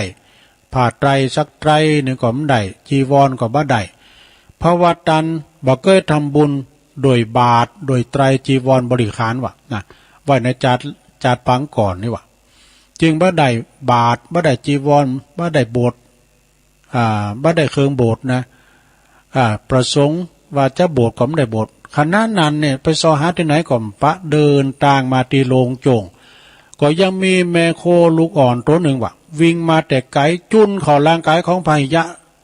จุนเข้าร่างกายพหิยะถึงแก่เบญจขันธ์อันตรานอันทำลายขันธ์คือได้เสียแก่ชีวิตไปสู่พระนิพพานแน่พหิยะเลยตายไปลางสังขารร่างกายสังขารของท่านทิ้งไว้ที่มักกะหุนตั้งมา คือตายอยู่ที่บุญกลางต่างองค์พระสัมมาสัมพุทธเจ้าก็มีพระมหากรุณา ก็คือทำลายไปชาปนกิจพระพุทธเจ้าไปชาปนกิจสรีระซากคือสะอาดเนาะเหลือแค่เพิ่นก็เหลือแค่พระธาตุว่ะพระพุทธเจ้าก็เลยสร้างพระเจดีย์ในถ้ำกลางมาคาหุ่นต่างแปลงเจดีย์ไว้กลางต่างบรรจุยังพระบรมธาตุของพระหิยะไว้ปูจาแก่มหาชนทั้งหลายสิ้นกาลนานเนี่ยก็เลยจักในทานลงในมาก็ถึงเป็นอุปนิสัยของถึงจะอยู่ไกลมาสู่ปฏิรูปประเทศนะเป็นเขตที่จะหือฟังธรรมเทศนาของพระพุทธเจ้าได้บรรลุมรรคผลแล้วยกตนขึ้นจากพ้นจากกองตุกถึงอันพระบรมสุขคือพระนิพพานอาศัยปฏิรูปประเทศนะเป็นเขตแห่งพระอริยเจ้าท่านจึงจัดได้ว่าเป็นบุคคลอันประเสริฐเพราะว่าบังเกิดในปฏิรูปประเทศนะอย่างเฮาทั้งหลายเนี่ยคือปฏิรูปประเทศคือว่าประเทศอันสมควรนะบ่ได้ไกลจากที่เจริญนะคืออยู่ดีความเจริญอยู่นะยอมจะได้หันซึ่งองค์พระสัมมาสัมพุทธเจ้าเนี่ยเรื่องนี้ก็จบลงไปในลงเด้อเนี่ยจบอย่างเงี้ย ก็ป้อมมนต์ซะได้พระหิยะนี่เปิ้นบ่ได้โบสถ์สักกรรมเลยนะพระพุทธเจ้าก็หันว่าท่านนี่มีบุญแต่กรรมมาบังไงเนาะเจตนานี่ใครโบสถ์แท้ๆแต่บุญบ่ถึงนะเนี่ยเพิ่นว่ามารทำเดิมเพิ่นก็มีมาเหมือนกันนะบางคนนี่ปิ้นพันนาคแล้วนะกำลังจะได้โบสถ์จะขึ้นโบสถ์เปิ้นเอาเก้าอี้ขึ้นนั่งตั้งรถตั้งใต้แล้วเปิ้นแห่นาคกันไปกันเนาะกำลังจะจอดรถแล้วจะขึ้นบุญโบสถ์จะโบสถ์อยู่หั่นมารอแล้วนะปักควิดตกรถนะโหนอกปืนหรือตายไปก็มีนะซะนะเนี่ยบุญมีแต่กรรมมาบังเนาะพี่ญาณดูเนาะก็จบลงไปเนี่ยของงานแม่วันไรก็ไม่ได้ว่าเนาะพร้อมยังเพราะว่าอันเวลาตุลุงหน่อยก็เดี๋ยวตุลุงก็จะประกาศข่าวสารงานบุญสักหน่อยกันเนอะขอบคุณคุณแม่ครูนงลักษ์เนอะอายุเป็น84แม่นงลักษ์แม่ครูในเปิ้นตาลหลายตีนะวัดยางกวงก้าไปตาลตีพอครูวันลบนามวงพรมก้าเนี่ยไปหมดเนาะปัจจุบันฮงโงแล้วก็มาตาลตังตุลุงนี่ก็มีแล้วก็ไปตาลดอกไม้ตัวเปิดก่อตาลกุศิงกุหยังให้นะขอบคุณเนอะแม่ครูเนอะรวมทำบุญกันไปธรรมยาตราเพื่อการศึกษาท่านมหาสมชานเดี๋ยวนี้ก็คงจะถึงอำเภอเทิงแล้วเนาะ เปิดก่อเดินเพื่อการกุศลนะไปป้าไผหันเปิดก่อเอาน้ำเอาเข่าเอาหยังมาถวายเปิดเนอะนะเปิดก่อเดินนักเดินแข้งทองนะแล้ววันที่19 กุมภานี่ก็มีงานบุญหลายตีเนอะตีสำนักสงฆ์อารามสว่างมงคลธรรมนะตำบลเดียวกันเนี่ยเปิ้นก็สร้างศาลาไว้แล้วเปิ้นจัดตั้งศาลาปฏิบัติธรรมเนอะโดยคณะของคุณแม่จันฟองคุณเชิดพงษ์กิ่วแก้วเปิ้นจัดตั้งในวันที่19เนอะเวลาบ่ายพุ่นนะ19นี่ก็มีหลายตีเนอะวัดศรีดอนมูลครูบาน้อยสลับปีโดยวัดป่าตึงหลวงปู่หลาดตาทิพย์ปุนโตยนะหลวงปู่หลาดนี่อยู่ชั้นกำแพงกันเนาะนะอันนี้เพิ่นก็วันที่19เหมือนกันนะวันดีแท้ๆเนาะวันนี้วันที่11พวกนี้ก็กุมภาแฮปปี้เบิร์ธเดย์ของหลวงปอมานิถาวโรก็จะได้สอธรรมมาตีถึงเพิ่นเด้อพวกนี้ก็เป็นวันศุกร์เอาเหล่าเสาร์เอาหน่อยแล้วก็คุณโยมชื่นใจไพรวันโดยเนื้อป่าเมงบุญนาโดยสเก็ตปางน้ำทุปุ่นนะก็พวกก็คอยสอหาธรรมนะกำหนดงานพระราชทานเพลิงศพในเมตตาบารมีตามหลวงปู่ครูบาท่านพระครูโอภาสวิหารกิจอดีตเจ้าอาวาสวัดสันไขยอมอำเภอสันทรายเนี่ยเริ่มมาแล้ว7 ถึง 13เนี่ยกุมภาเนอะก็ไปรวมทำบุญปูชาผาไตรปูชาผาปังสกุลไปปูชาโลไม่เงินลมไม่คำฟังเทศฟังธรรมกันกูคืนเนอะตีวัดสันไขยอมอำเภอสันทรายนะ ในเมตตาบารมีธรรมอาจารย์ท่านพระครูปลัดกิติพงศ์กิติโสพโนอาจารย์แก่นเนอะซึ่งเปิ้นก็เป็นนักเทศประจำคืนสีขาวเฮาตัวเนาะวันที่9 ถึง 13 กุมภาพันธ์นี่ก็งานพระราชทานเพลิงศพสรีระสังขารในเมตตาบารมีธรรมท่านพระครูโสพลเจติยาภิบาลบุญล้วนวรปุญโยนะอันนี้เป็นฝ่ายธรรมยุทธเนอะอดีตเจ้าวัดหนองดูตำบลบ้านเลินอำเภอป่าซางเนอะโดย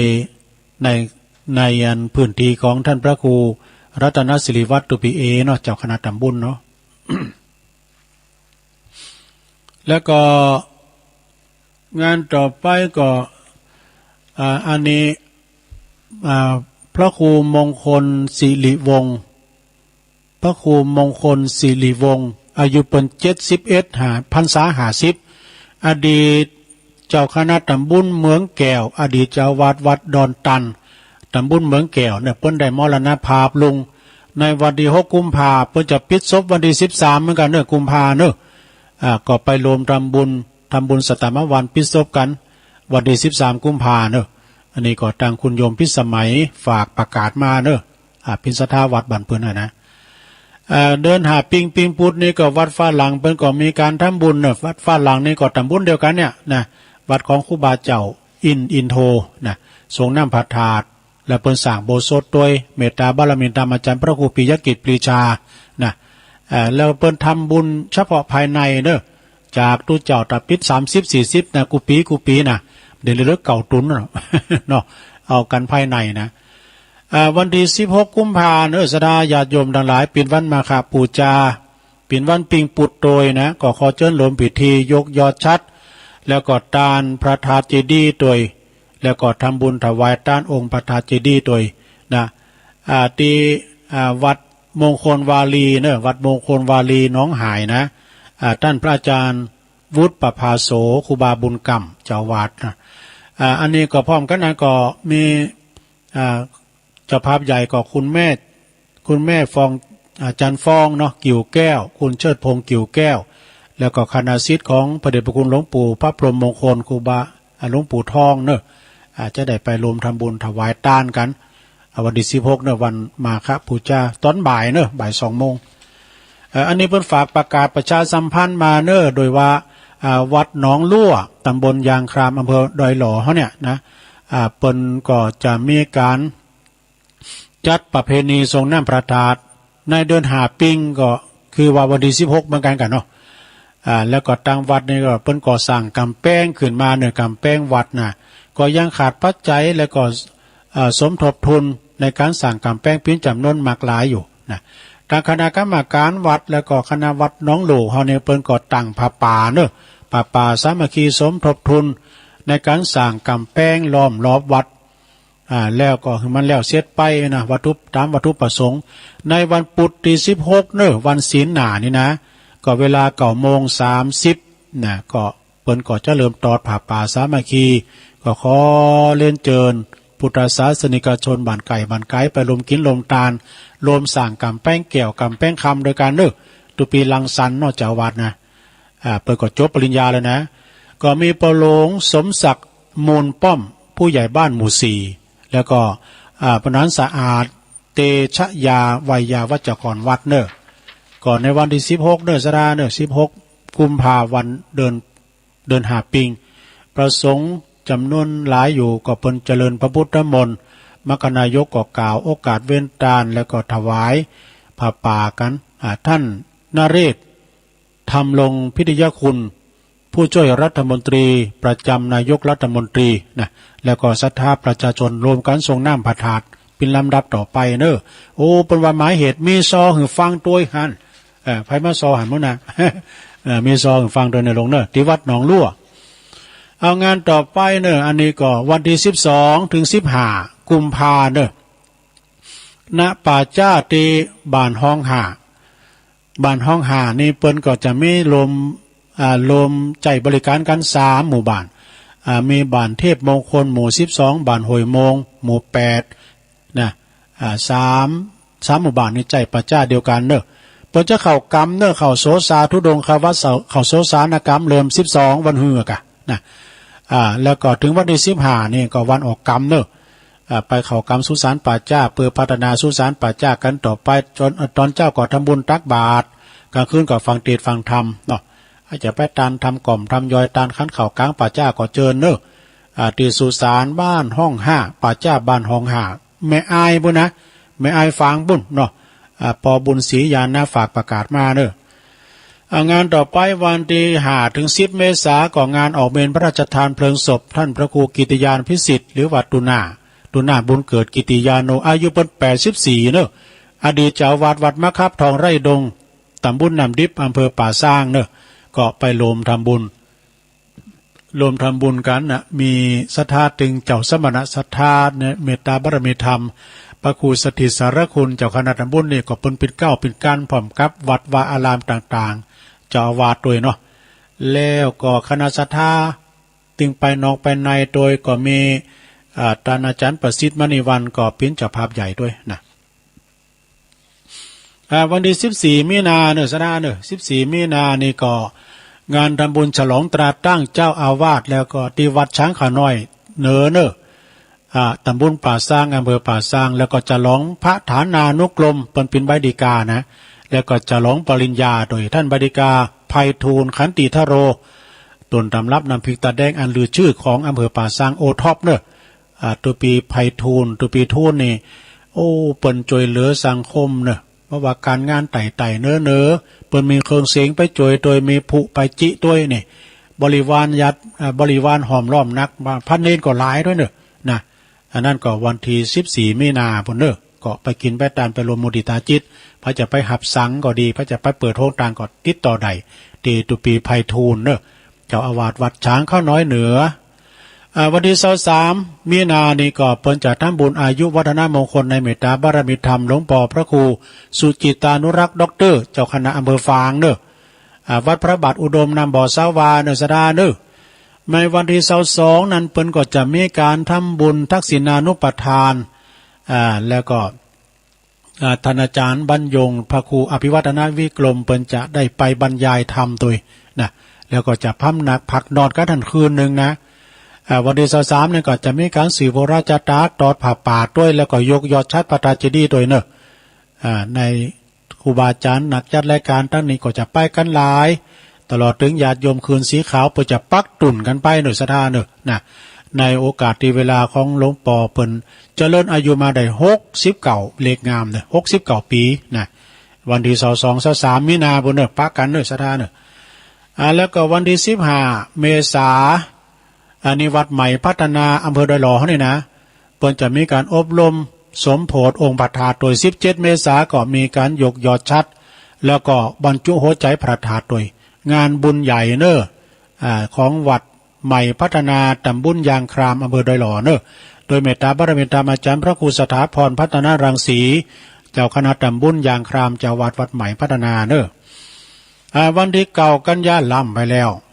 ว่าแล้วน้องยาว ในวันที่อันนี้ก็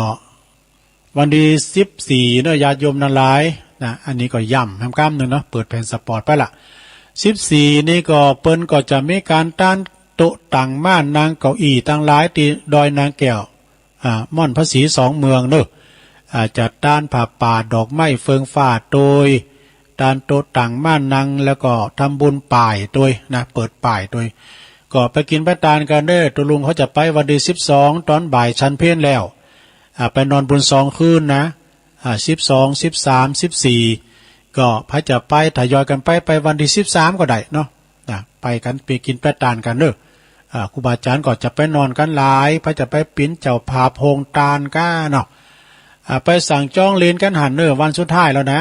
ตีดอยนางแก้ววันที่14 กุมภาแล้วก็วันที่18 19 มีนานี่ก็เปิ้นจะยกยอดชัดแล้วก็สมโพธิพระธาตุเจดีย์สิ่งปลูกสร้างศาลาก็ดีเสนาสนะต่างๆนะตีม่อนพระศรี2 เมืองดอยนางแก้วเปิ้นจะมีแห่โคตรตาลโดยแห่ผ้าห่มพระธาตุโกนเข้าติบโดยมีช่อด้วยนะแล้วก็เปิ้นก็จะมีหัววัดอยู่250 วัดกันนะดูสะดาเนาะ ก็ไปกินไปทานกันเนอะสะทาเนอะ แล้วก็วันที่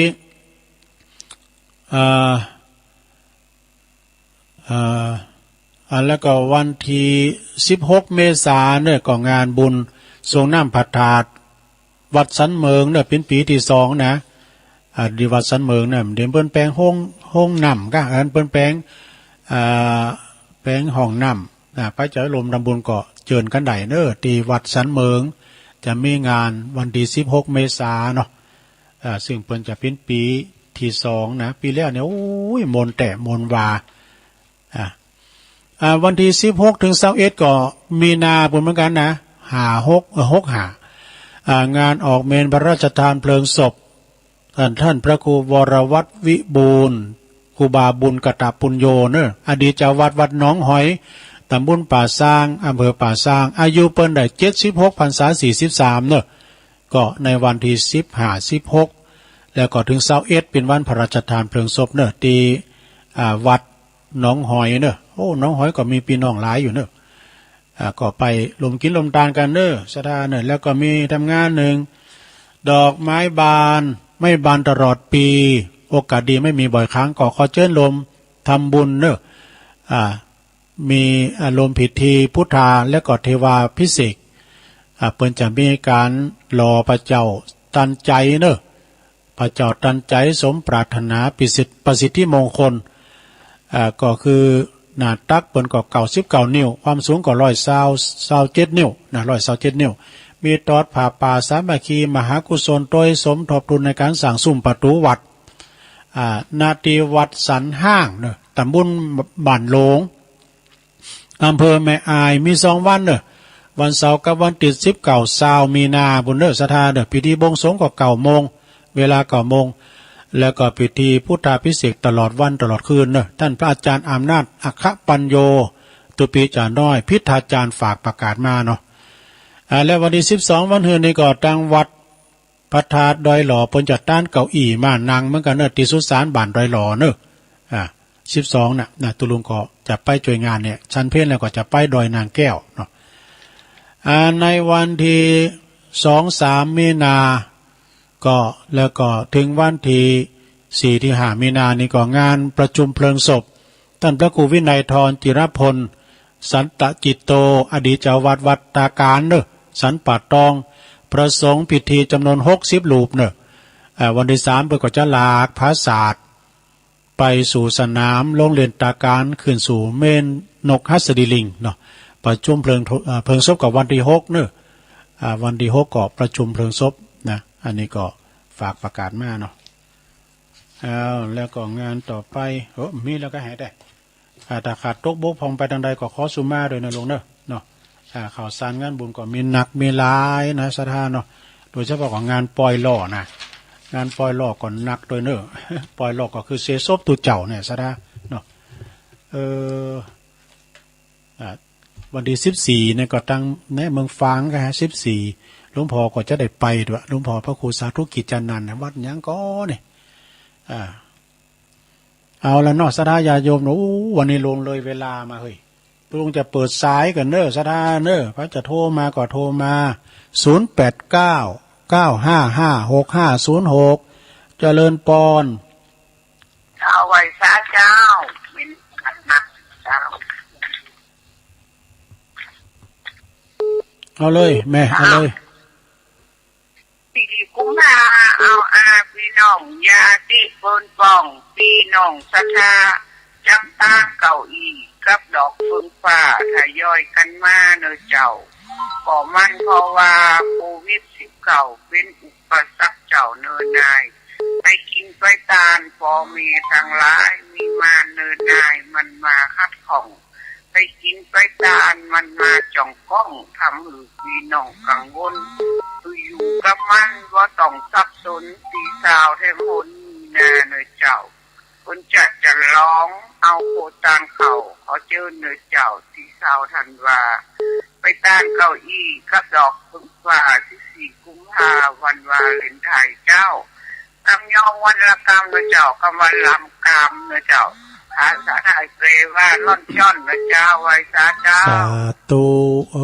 ตุลุงก็ลืมตักตังลายเฮ้ย ลืมตักตังลายเจริญปอนครับกราบไหว้ศาลเน้นรักนิมนต์แล้วครับครับนี่ก็เราได้ฟังเรื่องของเทวบุตรเทวดาก็มันมีกุฏิกุฏังต้นไม้ก็มีห้อมห้วยปูดอยก็มีไปบนอากาศก็มีไปวัดเขาก็มีเทวดาแวดวงแวดกำแพงกุฏังมันมีเทวดายืดถือกันมามียังก็ต้องเชิญเทวดาก่อนทุกเจ้าจะสวดกับเทวดาจานจะเว้นตานต้องเทวดาอยู่ก่อนมันเป็นวิถีชีวิตที่เขาถือกันมาตั้งแต่ไหนแต่ไรมาจนสืบมาถึงปัจจุบันนี้เนาะครับเนาะครับครับนี้ก็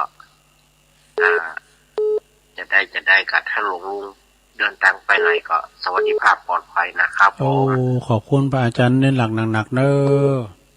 ผมกราบไหว้สาธุสาธุโอ้วันนี้พระอาจารย์เน้นหลักเปิดมาเจ้าอ้าวเจริญปอนโอ้ไหว้สาครับสุนทรครับผมขอขอบคุณนักๆนะครับเนอะที่ประชาสัมพันธ์เกี่ยวกับจะเข้ากรรมนิบัติจานะครับขอบคุณสีเนาะครับผมขอบคุณสียานนะแต่กะครับโอ้ติดตามตลอดฟังตั้งแต่เช้ามาแล้วตั้งแต่เริ่มต้นมาเลยครับโอ้กันอยู่ไก่เนี่ยแต่ไปช่วยแต่ปะบุญเสียวเดี๋ยวหุมนะหุมในนอนต่อแถวแต่ท่านพระครูบอกว่าแล้วโอ้พวกเขาเล่าผู้ฟังเราไม่ได้ไปกู้ก่อนไปพากันนะครับโอ้ถ้าอยู่ใกล้กับจะนิมนต์นะครับโอ้เอาไปเก่าในป่าแหวเนี่ยมันมีเรื่องเก่าหนักนะมันตีสุดท้ายเนาะมันพุทธลำรวยจากตุกจนทางใดมาตินี่หมดเอาโหเป้งเดียวกันหมดมานอนเรียงรายเปิ้นจีเปิ้นเผาเนาะได้ยังไปโดยซักอย่างปะบุญศรีห้ามบ่ได้ติ๊กเนาะโตก็เป็นโคโซกอ้าวสาธุเด้อก็เติงขนาดก็ไปหาขนาดฟูคนได้เป็นตุลุงมานั่งเป็นนั้นพิธีกรเลยป้าเจ้ามันจะขนาดไหนอ่ะเป็นยังโอกาสหน้าเนาะครับโอกาสหน้าคงมีนะครับเนาะมีโธ่ไปโอกาสหน้าเนี่ย22 23นี่แหละกะพระบาทอุดมครับมีนาเนี่ยจะได้เป็นกำลังใจนะครับขอบคุณขอบคุณสีเนอะเดือนมีนาเจอกันเลยครับแต่สาธุครับไว้สาครับพอบุญศรีเนี่ยเปิ้นก็เป็นโฆษกประจำสสเหมือนกันสุสานน่ะเจริญปอนครับนมัสการท่านเจ้าครูบายองครับโอ้หลวงพ่อมานิดมาแล้วได้ติดพอดีกดปั๊บติดปุ๊บเลยวันนี้เอาสวดมนต์กับจุ่มนุมเทวดาเนาะได้กะสวดเรียบร้อยแล้วก็ทุกข้าพเจ้าเชิญเทวดาขึ้นบนฟ้าว่าได้อันนี้มันเป็นวิธีการต่างๆนานาที่เราต้องเจอลูกค้าเจอไปยังผมในทุกวันนะเนาะมันต้องมีเทวดาคุ้มครองธรรมะมันอยู่ใกล้ไปเฮวเห็นมันได้แล้วแม่น่ะเขาก็ถึงบอกเราทำเวลาเขาอยากหน้าหมายการหรือสวดมนต์เสร็จเรียบร้อยทำวันเรียบร้อยแล้วก็แผ่เมตตาแบบพื้นเมืองอะเนาะอีตังตานากัมมาอีตังตานากับไปถึงสัพเพเทวานะกันเนาะแล้วเลิกถึงกุลเทวดาหรอแล้ววันนี้ก็นิทานวันนี้ทานก็ไปก่อนนะวันเสาร์วันที่วันเสาร์วันศุกร์ที่11นิมนต์ท่านเจ้าบานยองเทศธรรมประจำวันเสาร์เนอะจะสอหากันเนอะจะสอหาก่อนหลายวันเนี่ยแล้วก็ถ้ามันมีก็เอาอย่างแตงก่อนก็ได้เพราะว่ากันเกิดวันเสาร์เหมือนกันได้ทำปีก็ได้เกิดวันเสาร์เหมือนกันดูเพราะว่าวันเสาร์นี่หลายคนเกิดวันเสาร์เนาะแม่เนาะผมก็เกิดวันเสาร์วันเสาร์นี่ก็เสียวเดียวกันไม่ใช่แล้วกันวันเสาร์เหมือนกันตะกี้ก็ฟังตุลุงอ่านเรื่องบนโต๊ะใต้โต๊ะนะถ้าดังบนได้ว่าใจเหรอสินบนถ้าใจลุ่มปื้นโต๊ะเนี่ยน่ะสินบนนั่นใต้โต๊ะแต่ใต้แปลว่าปื้นแล้วมั้งอ๋อมาได้ถ้ามีซองบนโต๊ะสินบนตรงใต้โต๊ะสินอันเป็นอันนั่นการทุจริตนี่นะเงินภาษีเจ้าบ้านก็ดีทุจริตเงินวัดเงินวาก็ดีเทวดาโจทย์ไว้แล้วเนอะตนดีโจทย์ไว้ข้างซ้ายตนที่เขาทำให้โจทย์ไว้ข้างขวานี่ก็เพลินพรมแดนอย่างนั้นคนเดียวตาที่มันเกิดเป็นเทวดามันตุก มันเป็นเพลงตลกมันขี้เกียจเอาขี้ข้านเอาดาวไปห้อยแล้วคนดาวทุลุงเนาะอยู่นรกสบายกว่าคนเยอะว่ะอันนี้มันเป็นตลกมาได้อย่างเราฟังเนี่ยบางอันเราก็เอามาเก็บเป็นข้อคิดได้ดูเนาะแมนตุลุงเปิดเพลงขั้นรายการแกเพลงแม่ของไวโพธิ์เพชรสุพรรณเนาะแม่น่ะคุณแม่เนาะคุณแม่แล้วเดี๋ยวนี้อ่อนวัยรุ่นของโลโซแม่จ้าแม่อยู่ไหนนะที่ตุลุงห้องผมก็ห้องเห็นหน่อยเอาขอบคุณในการทับสายวันที่14ฟ้ากันครับวันที่11ก็จะขอนิมนต์ท่านเจ้าเตะทำครับถ้าได้วันเสาร์ก็ดีแล้วการทำนี่จะป้วนปะกันหมอก็ได้หมอก็ได้พี่แล้วว่าที่โดนนักแก้วเนอะแล้วประเดี๋ยวนี้ท่านพระครูอภิวัตรประหยัดตานสแตนเลสครับตัวสแตนเลสครับผมประเดี๋ยวนี้อันสถานที่เปิดมาฝากได้4เจ้ามีแม่เกี่ยงคำดาวตากแม่จำลองดาววีแม่อุ้ยบุญตาจันดีแม่ต้นเพนนั่นแล้วก็ดาววี200เปิดฝากวันนี้ว่าวันที่14ที่ลุงจะขึ้นไปตานเปิดปีบุญพระธาตุสีสองเมืองบุญเนาะครับมีนะแต่เหรียญมีเพิ่มมา4เหรียญเป็น34เหรียญแล้วเป็น3,400เอาละของท่านนั้นพระคุณเจ้าครูบา40,000นำใบจองมาตัวเนอะพุทธมากุเตอครับกราบไหว้สาธุเจ้ามาจองเลยครับหลวงพ่อมานิษฐาวโรแฮปปี้เบิร์ธเดย์วันพุธเจริญปอนปังโมอาจารย์คิดโอ้หลวงพ่อกฤษนะโอ้ไม่ทันแกจะบิณฑบาตแล้วอากาศเย็นอาจารย์หลวงพ่อกฤษเนาะก็เย็นจนเช้าอ่ะเตะกันครับสมัยการครับโอ้ปางโมโอ้ปุ่นไปอยู่ปุ่นนะปางโมอุทยานวันนะเจงดาววันนะเนาะเจริญปอนจากไร่สาเจ้าตะลุงโอ้ไม่สีทอนเลยเนาะน้องบัวชัยประการวันนี้รับลืมตื่นไปพี่หยังรับน่ะดีอ่ะน้องบัวชัยประการไม่ฟังหน่อยเดียวอ่ะฟังย้อนหลังก็ได้เนอะจ้าฟังย้อนหลังก็ได้พุทโธวิศวัตเปิ้นแปลงให้หมดเปิ้นแปลงฟังย้อนหลังก็สาธุเนี่ย0899555656เนี่ยขอบคุณสายต่อไปเจริญปอนกับไว้สาครับโอ้มาแล้วปอน้อยบุญปานเงินประชารัฐเงินเบี้ยยังชีพบ่มีกะมีบัญชีได้กันเนาะคนเฒ่านี่คันได้เบี้ยยังชีพตั้งหลักแล้วกะได้กะฟังตุลุงเด้อกำลังแต่ตุลุงตัวโอ้ดีแล้วปอน้อยมาแล้วก็ดีใจแล้วคือแล้วนี่ก็กับไว้สาครับเสาหินฟางเด้อพอหน่อยมาคุ้นก็เหมือนมาหมูนะมันมาถึงหมดอ่ะสายต่อไปเจริญปอน2ไว้สาเจ้าลงโยมแม่อยู่ตั้งใดแม่อยู่มึงว่าเนี่ยค่ะแม่ยังก็อุ้ยสาว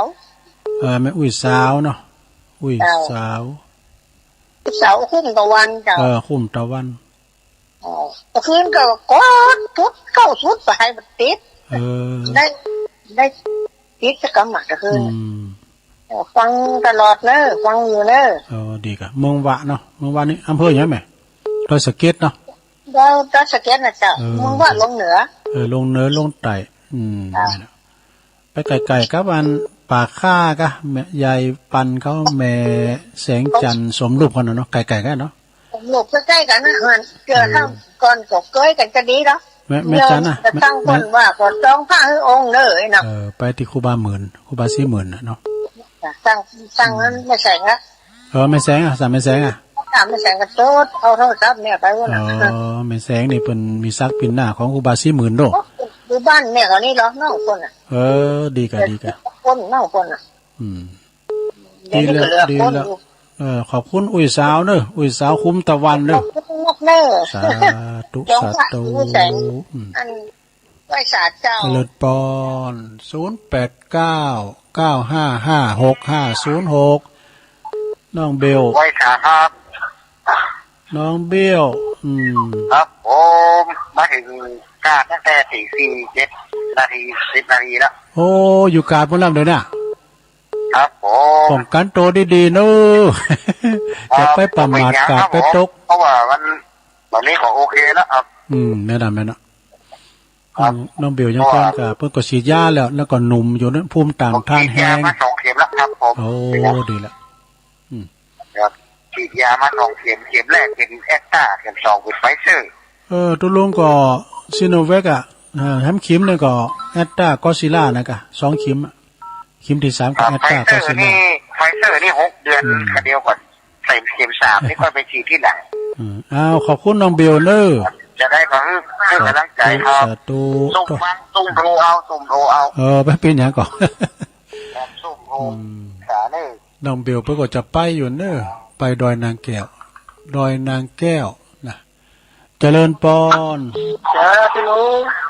แม่จันสีโอ้บ่ติดแต่ว่ามันเลยก็ตดบ่ติดอันนี้แม่บ่พัดเนาะแม่บ่พัดกุลัน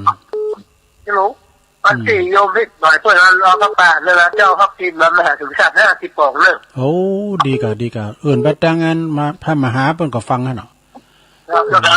จะเชื่อบ่เจ็ดโอเคตางไปไม่จุลีโอนเธอต้นซ่านเนาะฟังป่าเธอโยมนี่จะมาเจอเนอเพิ่นก็ฟังแล้วกะเนาะเจ้าเนาะที่มาถึงนั้นน่ะ50 ปองเจ้าอาทิตย์10 ปองแล้วก็ไม่งั้นไม่จะเสีย10 ปอง50 กองก็ปันนึงบ่ดีกันเนาะแล้วก็บ่เจ้าจะตาไม่เกินดีมันจะโอนมาเจ้าหมูมันเตียนมือโทรปนอนี่เนาะหลายเลยมาครับโอนไปโอนมาแล้วมาสลามมาหาตุลุงไงล่ะเดี๋ยวไม่คงดีโอนเลยอ่ะดีละขอบคุณแม่บัวพัดเด้อแม่บัวพัดกุลันต้นซ่านฝางเนาะเจริญปอน08995565064432นี่มาหลายเตือเจริญปอนไว้ค่ะเจ้าแม่จันติบแม่จันติบเกตกามฟังมาตั้งแต่เจ้าเลยเนอะตั้งแต่เพลงแรกเลยเจ้าโอ้เปิดทับเพลงเจ้าเนาะเกตกามผู้ก็ฟังแถมเพลงมีอยู่จักม่วนขนาดเลยเพลงบักเก่าเนี่ยโมนแต่นะทุกเนาะเจ้า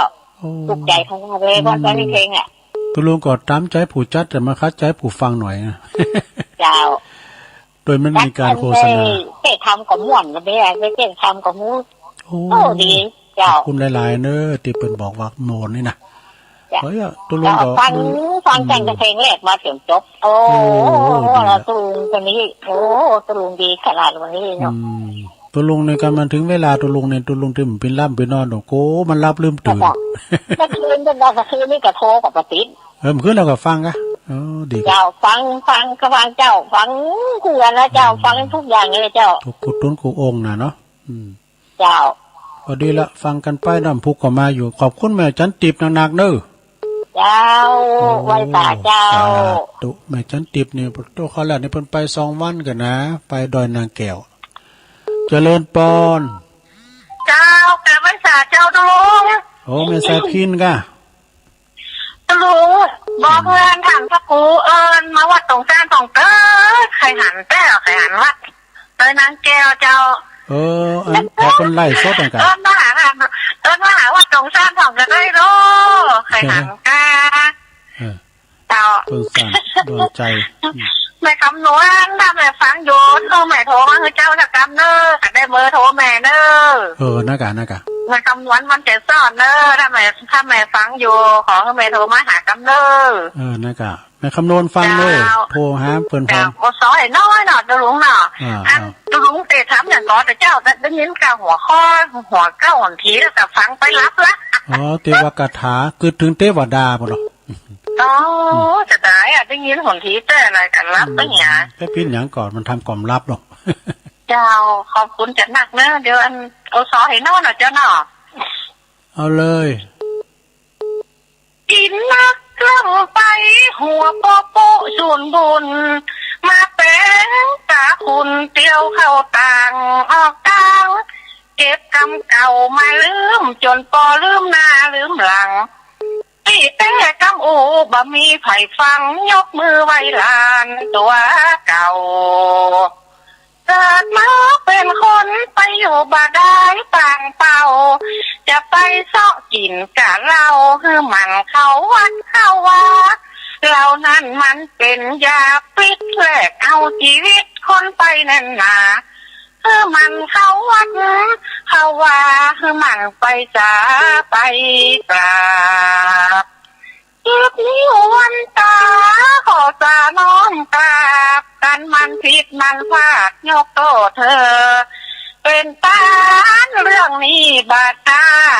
เรื่องหน้าเอาก้อยปะกันบอดบาดนี้ยังเหี่ยสักคำขอปุ่งลงวางเหี่ยตอนเจ้าจะว่าไปนักขันพระอาจารย์ก็เปิ่นรำคาญไว้ใส่ชิ้นตรงต้านเจ้าจะไปสานะตุลุงขอบคุณแม่สายพินเนอร์เจ้ากำลังใจตุลุงเจ้าการไหว้สาเจ้าจังซอประจำคืนเนาะขอบคุณเนอะอ้าวแม่เพนว่าไปไหว้สาเจ้าตุลุงแสงไฟสว่างตาแสงธรรมะสว่างใจสว่างตาได้แสงไฟสว่างใจได้แสงธรรมเจ้าฟังชัดเจนทุกอย่างตุลุงเด้อยินดีอ่ะเนอะแม่เพนเนอะเจ้าเจ้า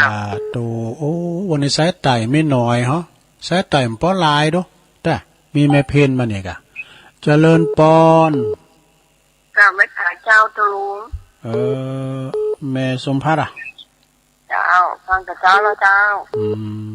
แม่สมฟังเพลงกับมวนดีดวนพิจวากับมวนเพลงเก่าถึงมนนะเพลงเก่าเหมือนแท้ธรรมะกับมวนดีเนี่ยฟังกันไปกับเมืองเจ้าพี่แม่เพิ่นก็บอกว่าตุลุงเทศทำม่วนได้ปตุลุงมันเป็นสุยนะซ้ำคือขนองละมันเป็นโต๊ะมันเป็นน้ำโต๊ะตุลุงก็มาเกณฑ์เนี่ยบ่ตัวเป้อน้อยเนี่ยมันใจมันห้ามดีน่ะเกณฑ์เขาได้มั้ยฮะในเฮือนตุ่มน่ะปิ้นตัววันค้ามันไปห้องก็ได้อ่ะไม่จงดีว่าเหมือนอีแม่เลยไอ้ดอกขอบคุณแม่สมภัทรเนอสาธุสาธุ0899556506เอิ่นประตังคุณแม่สมเพชรปุณณดอยโตนแก่นเดียวปุนตัวเนอเจริญปอนวันสารลุงป้าบุญเมครับไก่ใต้มาแล้วบุญตันมาเตอบุญปันมาแล้วป้าบุญปันป้าน้อยป้าบุญมีมาแล้วยังบุญตันก็พุทโตเต้งอยู่นะมาแล้วเนาะเมืองกลางมาแล้วนะหนาวลุงแล้วเนาะพอให้พอดีเหรอพอหนาวกว่าดูพอดีโบางท่านตุลุงเลยก็แปดชัดเจนดีหน้ากากเปิ้นแป้งได้แต่เปิ้นแป้งมันได้ชัดเจนจะดีเหรอเดี๋ยวยินพบแล้วบ้านปบกเขาหาพวดแม่ไข่แก้วเขาบุญน่ะชัดเจนดีตุไอ้หรอเน็ตแล้วเก่ากันเลยดอกก็จะต้องสอนเด้อโทรเข้ามาแถม0899556506เจริญปอนร้อยจ่าเจ้าตุลุงแม่แดงก็เจ้าแม่แดงรัตนาจ้าแล้วเจ้าแม่แดงรัตนาเนาะเจ้าปลาคอยใต้เจ้าขอบคุณ0899556506 เจริญปอนครับมาสักการตุลุงเจ้าแม่อยู่ด้านใดฟังชัดเจนเลยเนอะตุลุงชัดเจนเดียแม่หยังมีจันหอมเจ้าหลวงปู่ล่านะคะแม่จันหอมได้หลวงปู่ล่านะตั้งตัววันตุลุงปาดตึง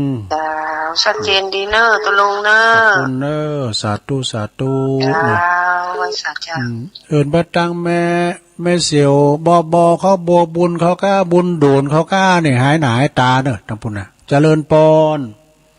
ไหว้ตาเจ้าตุลุงฟังกันเลยแม่บัวพัดเจ้าจะไปบัวพัดบอกกลางหงแม่บัวพัดบุกบันก้างหงเนาะก้างหง เจ้า ข้างหงโอ้ ฟังแต่หมดบ่ายโมงมาละ โอ้ตื่นเจ้าเฮ็ดแต่เนาะ โอ้ตื่นแต่ว่าเตงคืนเนาะวันรับอ่ะ น่าก็มันดึงไข่นอนรับนะ น่าจะ มันมีพินเตอร์ ตื่นเต็มมันนอนได้แต่ฟังนั้นฟังนี้ไปได้แต่ ขอบคุณยินดีเด้อผู้ก็โทรมาดำเด้อผู้ก็มาอยู่ เจ้าเจ้า สาธุสาธุเอิ้นไปตังอันหน่อยนานทหารเก่าเขาบ่รู้เนาะตังป่าแต้นเมืองจีแม่ซำรวยเขาปอมะลิเขาพดมาหลงสุมาเขาพดมาตังแม่สมจิตเขาพี่แม่ครูลาวันเขาเนาะทางสายไต่เจริญปอน ภาษาเจ้าตุลุง แม่พิมพ์เนาะ เจ้าฟังแต่เจ้าแล้วแม่เจ้า ป่าแดดดีละดอน ถ้า ใจ เกณฑ์ดีโอ้กดมาสายแรกอะเต็มเดียวอะ ติดแล้วก็ดีใจละเนาะ เจ้า ยินดีเนอะสาธุป่าแด ไว้ ดป่า จ่า แดด เจ้า ปนนั้นปั้นแล้วทาดอนชัยหายไปเด้อ14กุมภาเมื่อกันเด้อวัดเปิ้นนะทาดอนชัยเจริญปอนมา เจ้า แล้ว นมัสการเจ้า แม่จันสม แม่สายดินมาซอกำเดียวเนี่ยแต่ น่ากะปดโตเป็นติดใจเนอะลื้อหลวงเขาก้าอันไอ้2แผ่นดินก็จำหยุด แต่คืนก็กดแล้วว่าอาจารย์เบิ้ลน่ะว่าคืนนะฟังตลอดจนจบ มันขึ้นแล้วนี่ได้โทรมาสักคำได้ โทรวัดดิเข้ายากละวันนี้ก็เข้ายากวะท่ะ เดี๋ยวพวกก็มาอยู่พวกเจ้านะ เจ้ากำลังใจนะเจ้า ขอบคุณแม่จันสมหนักๆเนอะ เจ้าที่เจ้าสองปากันนอก สาวสองนอนปะกันสาวสองมี เจ้า สาธุเอาแถมสายหนึ่งสุดท้ายเนาะสายสุดท้ายให้มันแต้นกับพวกเจ้าโทรมาแถมเจริญปอน แอบพัดอยากเจ้า แม่อยู่ตั้งใดแม่ แม่จุนน้อยเจ้า แม่ของแม่บุญแม่บุญเมีย แม่คำแดงคงมี คำแดงคลองมีคำแดง